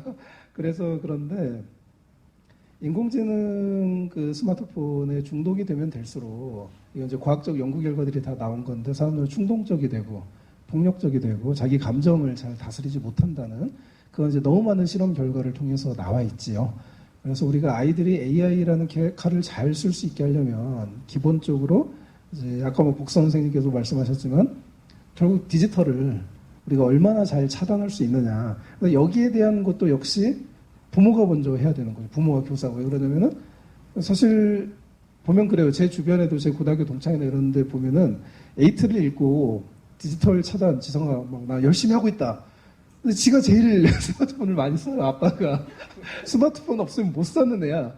뭐 맨날 보면 그 90년대 우리 이제 90년대 가요 톱10 뭐 모래시계 온갖 게 스마트폰에 나오잖아요. 동영상 유튜브에. 그러니까 얘는 그걸로 자기 20대를 살면서 그거 하나로 이제 살아가는데 자기 자녀들은 못하게 하고 있고 자녀가 그걸 모를까요? 알겠죠. 그래서 그런 걸 보면서 결국 그렇죠. 자녀가 AI라는 칼을 어떻게 잘 활용할 수 있게 할까라는 질문에 앞서서 부모인, 어른인 내가 AI가 나 자신을 또는 다른 사람들 그리고 사회를 해치는 칼이 될 수도 있다라는 것. 지금 AI로 대표되는 게 스마트폰이겠죠. 그러니까 나는 과연 이 스마트폰으로 인해서 내가 인간적인 삶을 살고 있나 아니면 내가 스마트폰에 종속된 스마트폰이 만들어주는 세계에서 내가 거기에 갇혀서 내 정신이 살아가고 있나 여기에 대해서 먼저 정말 냉엄한 판단을 내려야 될 것 같고요. 그렇게 해서 내가 최소한 스마트폰을 극복할 수 있는 능력이 생겼을 때 그 다음에 내가 아이들을 잘 가르칠 수 있지 않을까. 아이 교육이 얼마나 힘드냐면요. 저도 애가 둘 있는데 이제 첫째 딸이 이제 곧 6살이 됩니다. 5살인데 저희는 이제 유튜브 겨울왕국 엘사 뭐 이런 것들을 애를 안 보여주면 큰일 나요. 그러니까 가정생활이 안 되기 때문에 보여줘야 됩니다. 진짜 큰일 나요. 그래서 저희는 어떻게 하냐면 하루에 딱 2개를 보는데 보통 격일로 보게 해요. 격일내. 근데 왜 그러냐면 저하고 제 아내가 일단 스마트폰을 거의 하지 않습니다. 거의 뭐 우리가 뭐 유튜브를 보거나 그러는 것도 저는 거의 없어요. 그러다 보니까 이제 전체적으로 또 이제 제가 유튜브를 한 번씩 볼 때가 있어요. 보고 있으면 제 딸이 옵니다. 와서 이상하게 제가 유튜브를 보고 있으면 갑자기 이제 어느 순간 저도 모르게 이게 겨울왕국으로 바뀌어요. 뭐 그런 이제 힘이 딸에게는 있습니다. 그런데 이제 제가 진지하게 듣고 있으면 딸이 포기하고 가거든요. 왜냐면 제가 듣는 강의는 너무 어려워서 애가 짜증을 내요. 아빠는 왜 이런 이상한 걸 듣냐. 그러면서 이제 저는 이제 그러죠. 나는 아빠는 스마트폰으로 동영상을 볼 때 우리 딸이 한나는 엘사랑 이렇게 재밌는 거 이렇게 하지. 아빠는 공부를 하는 거야. 그래서 이걸로 내가 아빠도 재밌는 걸 볼 수 있지만 아빠는 시간이 너무 아까운 것 같아. 이걸로 내가 아빠가 좀 더 지식이 좀 올라가고 내가 좀 이렇게 생각이 넓어지고 이런 용도로 쓰고 싶어. 그러면 또 다른 이제 짜증을 내요. 아빠는 맨날 어려운 얘기만 해. 이러면서. 그래서 아빠는 나빠. 이러면서 가요. 그래서 엄마한테 또 이제 붙어가지고 이제 스마트폰을 보려고 뭐 만화 영상이라든지 이상한 게 되게 많아요. 막 무슨 어떤 때는 한번 보니까 뭐 얘가 무슨 저기 어디냐 이란인가 뭐 이라크 그 막 말이 나오는데 거기서 나오는 뭐 이렇게 무슨 뭐 찰떡으로 뭐 만드는 그걸 보고 있더라고요. 이제 좀 말이 길어졌는데 그래서 제가 봤을 때 그래도 저희 딸은 중독은 전혀 안 됐거든요. 그리고 어린이집에 가도 이제 스마트폰 그 동영상 보고 이런 거에 대해서 그렇게 집착을 안 해요. 그래서 선생님들이 좀 많이 놀라시는 그런 이야기를 좀 들었거든요. 이게 자랑은 아니고요. 그래서 제가 왜 이렇게 되었을까를 놓고 보면은 결국 부모가 집에서 스마트폰을 하는 일이 극히 드문 그런 것이 아닐까라고 생각을 합니다. 네, 그래서 결국 부모가 바뀌면 아이가 바뀐다. 뭐 이 정도 말씀을 결론으로 드리고 싶습니다. 이상입니다. 김 박사님 제가 한마디만. 예. 전망은 비관적이에요. 왜냐하면 지금 가장 문제가 되는 곳이 학교가 아니라 군대입니다. 군대는 이 스마트폰을 이제 그걸 켜는 순간 그 사람의 위치가 노출되잖아요. 그것 자체가 군대는 비밀입니다. 뭐 그 부대 비밀 같은 거 않더라도 켜는 순간 이 사람이 소속된 부대가 어디 있는구나 알게 되는 겁니다. 그 다음에 다른 데서 켜면은 부대가 이동했구나 하는. 그러니까 군대는 스마트폰을 켜면 안 됩니다. 그런데 현실적으로 제가 전방에서 초급 장교를 하면서 무진 별 경험을 다 했기 때문에 아는데 전방에서 안 된다면은 안 되는 겁니다. 휴대폰 금지가 안 된다면은. 그럼 학교에서 당연히 안 되죠. 그러니까 이제는 막을 수가 없고 지금은 우리가 새로운 인류가 탄생하는 거예요. 지금 세대는. 그러니까 저 같은 사람은 지금의 10대를 이해할 수가 없습니다. 저는 이해를 하는 거를 하려고 하면은 그 시간 낭비니까 그냥 헌해져 따라가고 얘기를 합니다. 친구들한테. 그러니까 지금 보면 우리는 이제 휴대폰이 뭐냐. 개인 휴대용 정보 처리 기구입니다. 그러니까 그 정보 처리가 생명의 본질인데 체외의 정보들 갖다 처리하는 거예요. 그리고 그건 중독이라고 표현하면은 그거 좀 약간 논의가 어긋납니다. 사람은 정보 처리를 많이 하도록 되어 있고 그리고 그 정보 처리가 옳은가 그런 걸 따지는 본인입니다. 사회적인 통념으로 너 중독이야 하면 안 됩니다.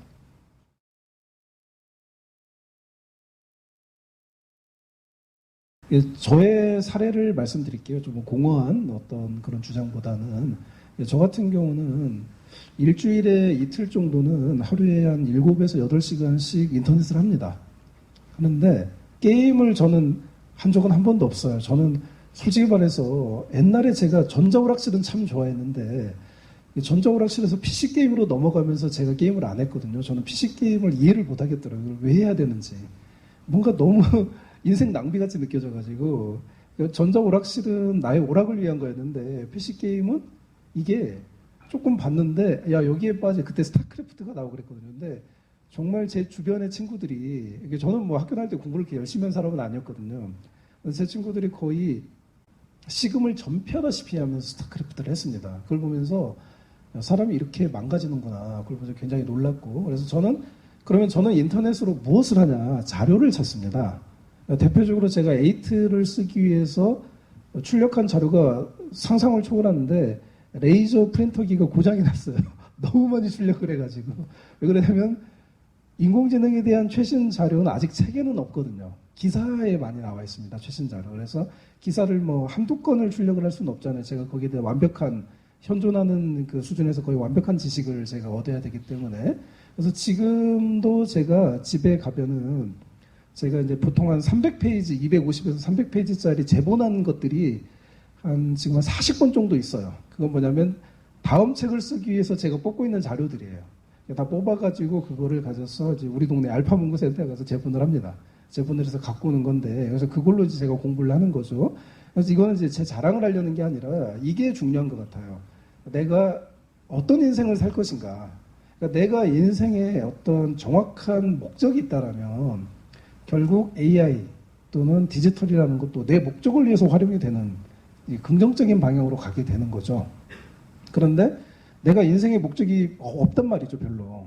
그냥 뭐 돈 좀 벌고 뭐 편안하게 살고 싶어 뭐 이런 류의 그냥 그게 뭐 나쁜 인생이라고 저는 하지는 않아요. 누구나 선택할 수 있으니까.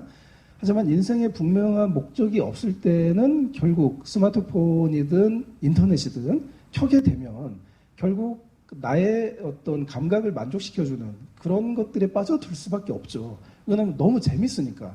근데 저도 거기에 얼마든지 빠져들 수 있지만 저는 또 책을 써야 되니까. 책을 쓰려면 최대한 완벽한 자료를 수집을 해야 되니까 이제 하고 그 자료들을 하다 보면은 그 자료에 어떤 사람이 뭐 인터뷰를 했다. 그럼 그 사람의 책을 또 찾아 읽게 됩니다. 옛날 책도 찾아 읽고 제가 이제 에이트에서 스탠퍼드 디스쿨에 이제 자료를 검색하다 서치하다가 이제 만난 분이 이제 버나드 로스하고 레리 라이퍼라는 분이었어요. 그래서 이분들에 대한 기사를 제가 뭐 1997년도 기사까지 찾아가지고 다 출력을 했거든요. 해서 공부를 하고 했는데도 제가 이해가 잘 안 되더라고요. 그래서 책을 좀 봤는데 책이 좀 번역이 좀 애매해서 좀 쉽지가 않았어요. 그래서 너무 어려워서 제가 아는 그 교수님한테 말씀을 드렸어요. 그분은 실제로 스탠퍼드 대학교에서 1년간 디스쿨에서 교환 교수로 있었던 분이시거든요. 그래서 그분한테까지 연락을 해서 도대체 레리 라이퍼는 어떤 사람이냐, 버나드 로스는 어떤 사람이고 거기에서 교수님은 어떤 것을 봤냐. 그래서 그걸로 토론을 굉장히 많이 했거든요. 이렇게 놓고 보면은 제가 놓고 보면 이 스마트폰이라는 거죠. 스마트폰에서 시작해서 인터넷 문서로 들어가서 책으로 들어가고 결국 실제로 스탠퍼드 디스쿨에서 1년 동안 계셨던 분과 굉장히 좀 깊이 있는 심층 인터뷰를 하게 되는 이런 툴까지 나온 다음에 그 다음에 제가 스탠퍼드 디스쿨에 대해서 쓰게 된 거거든요. 근데 만약에 저에게 어떤 이런 작가로서의 삶의 목적이 없었다라면 저도 아마 글 쓰고 나서 머리 아프고 힘드니까 게임을 했다거나 유튜브로 뭐 영화를 봤다거나 뭐 그런 삶을 살았겠죠. 그래서 그냥 저 개인적인 이야기만 말씀드리면 결국 내가 삶의 목적을 어떤 것을 갖고 있느냐. 그 목적이 굉장히 강렬하면 이 목적 밑으로 인터넷, 인공지능, 스마트폰이 내려간다. 그런데 내가 삶의 정확한 목적을 갖고 있지 않으면 결국 인공지능, 스마트폰, 인터넷 이런 것들은 나의 위로 올라간다. 좀 이런 말씀을 좀 드리고 싶습니다. 이상입니다. 네. 예. 자, 인공지능을 얼마나 우리가 어떻게 하면 주인이 될 수 있을까? 그 이야기였습니다. 여러분들 막 지금 전두엽이 막 돌아가고 계실 것 같아요. 딥띵킹으로. 근데 시간이 다 됐어요. 그래서 한 분 마지막으로, 예, 자, 저기 먼저 손 드신, 네네.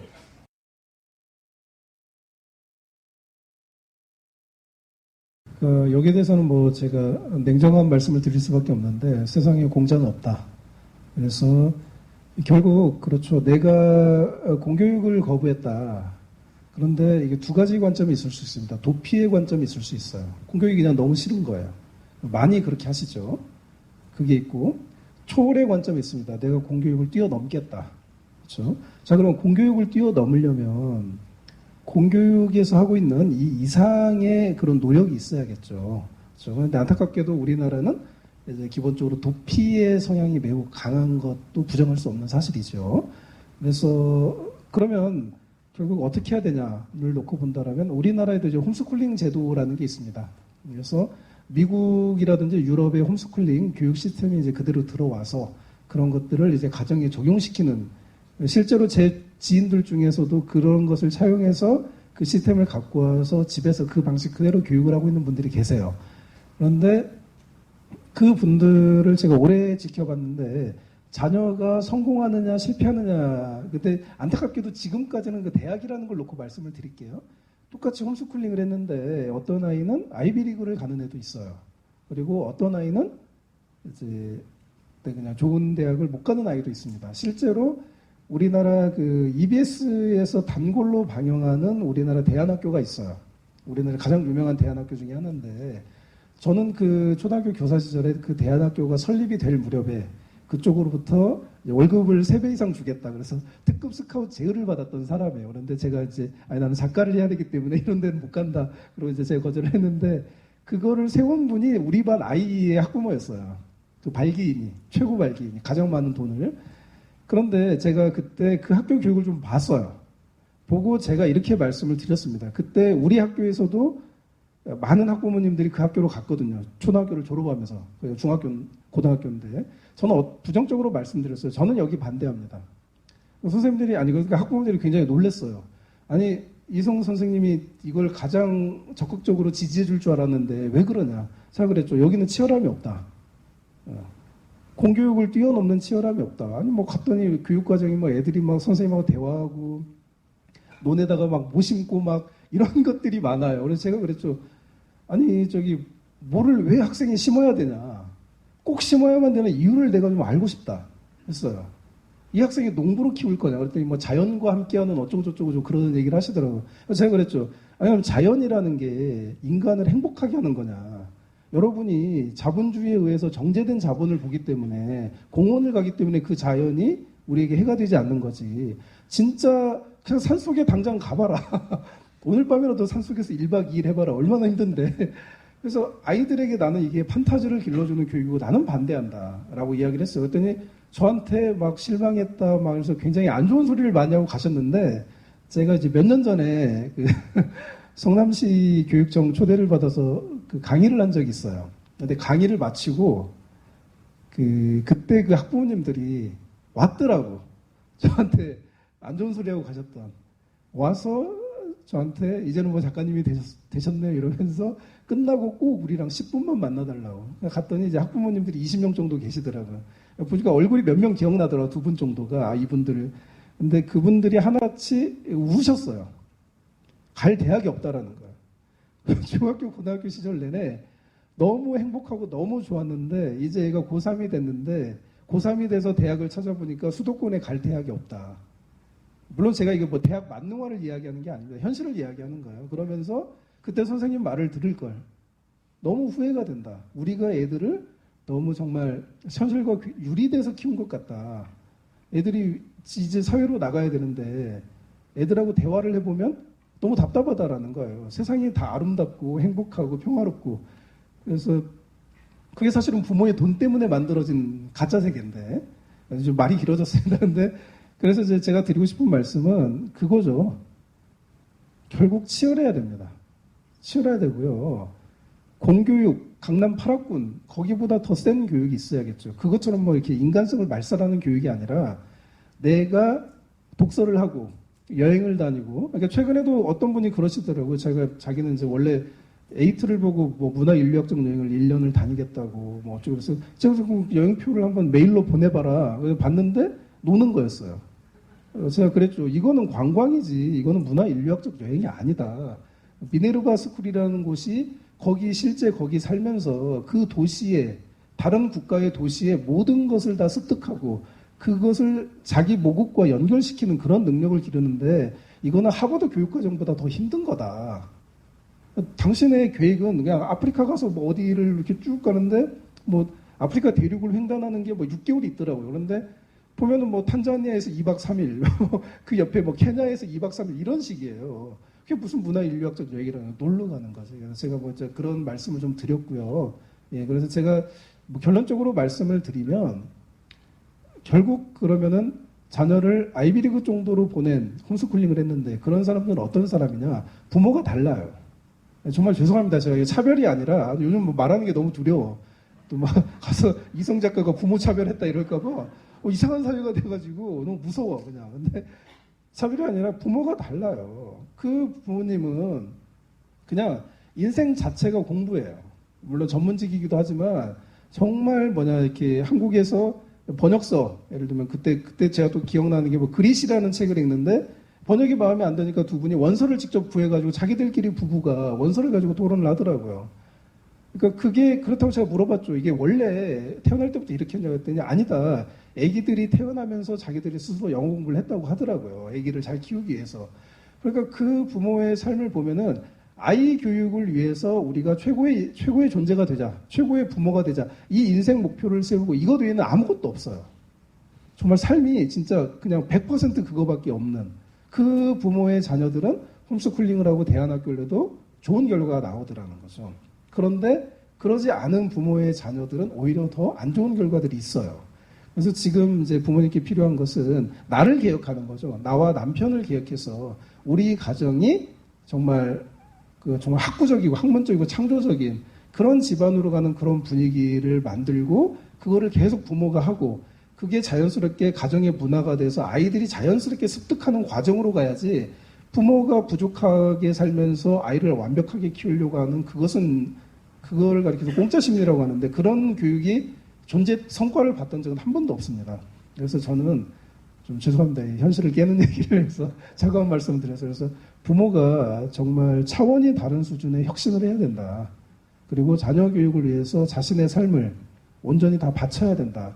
내가 직접 지켜본 부모들은 그렇더라. 이 말씀을 드리고 싶습니다. 이상입니다. 복길 선생님, 오늘 마지막 말씀 좀 부탁드립니다. AI 시대에 우리 개인의 정체성, 나 자신을 지키면서 또 우리의 자유를 지키기 위해서 어찌 해야 될까요? 잘 모르겠습니다. 너무 큰 주제라서 되게 이런 주제들은 많이 읽어야 됩니다. 그분 장님 코끼리 만지는 식이 되는 글들이 많아요. 그러니까 글들을 많이 읽으면 보완되는 것 같습니다. 그러니까 오늘 이지성 작가는 아주 인기가 높은 작가니까 이 작가를 그 책을 읽은 거를 시발점으로 삼아가지고 여러 가지 글들을 읽어갖고 중화시켜야 됩니다. 예, 지식이라는 거는 다 파편적으로 있기 때문에 그걸 많이 모아가지고 보완하는 것, 그것이 중요할 것 같습니다. 그런 여러분들이 작업에 오늘 대담이 조금이라도 빈 곳을 메꿨다면 그게 다행스럽겠습니다. 감사합니다.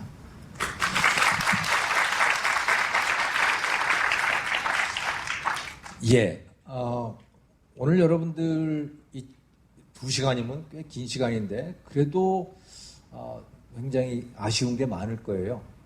그러신 분들은 인터넷에서 AI에 대한 철학적 고찰이라고 하는 복고일 선생님 글을 찾아보시면 시리즈로 지금 19편까지 나와 있던가요? 24편까지 나와 있던가요? 예.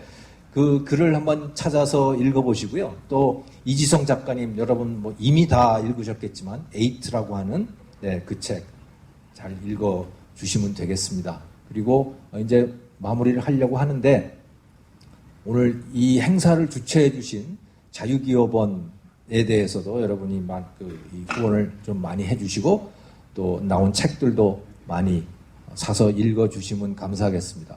자, 오늘 이제 마치려고 하는데요. 여러분, 오늘 이 행사 괜찮았죠? 네. 아마 여러분들 지금 전두엽이 굉장히 빨리 돌아가고 있을 것 같아요. 그래서 오늘 이 대담을 기회로 해가지고 이것을 계기로 여러분들이 AI의 주인이 되는 그런 일에 첫 걸음이 됐으면 좋겠습니다. 여러분들 와주셔서 감사하고요. 네, 안녕히 가십시오.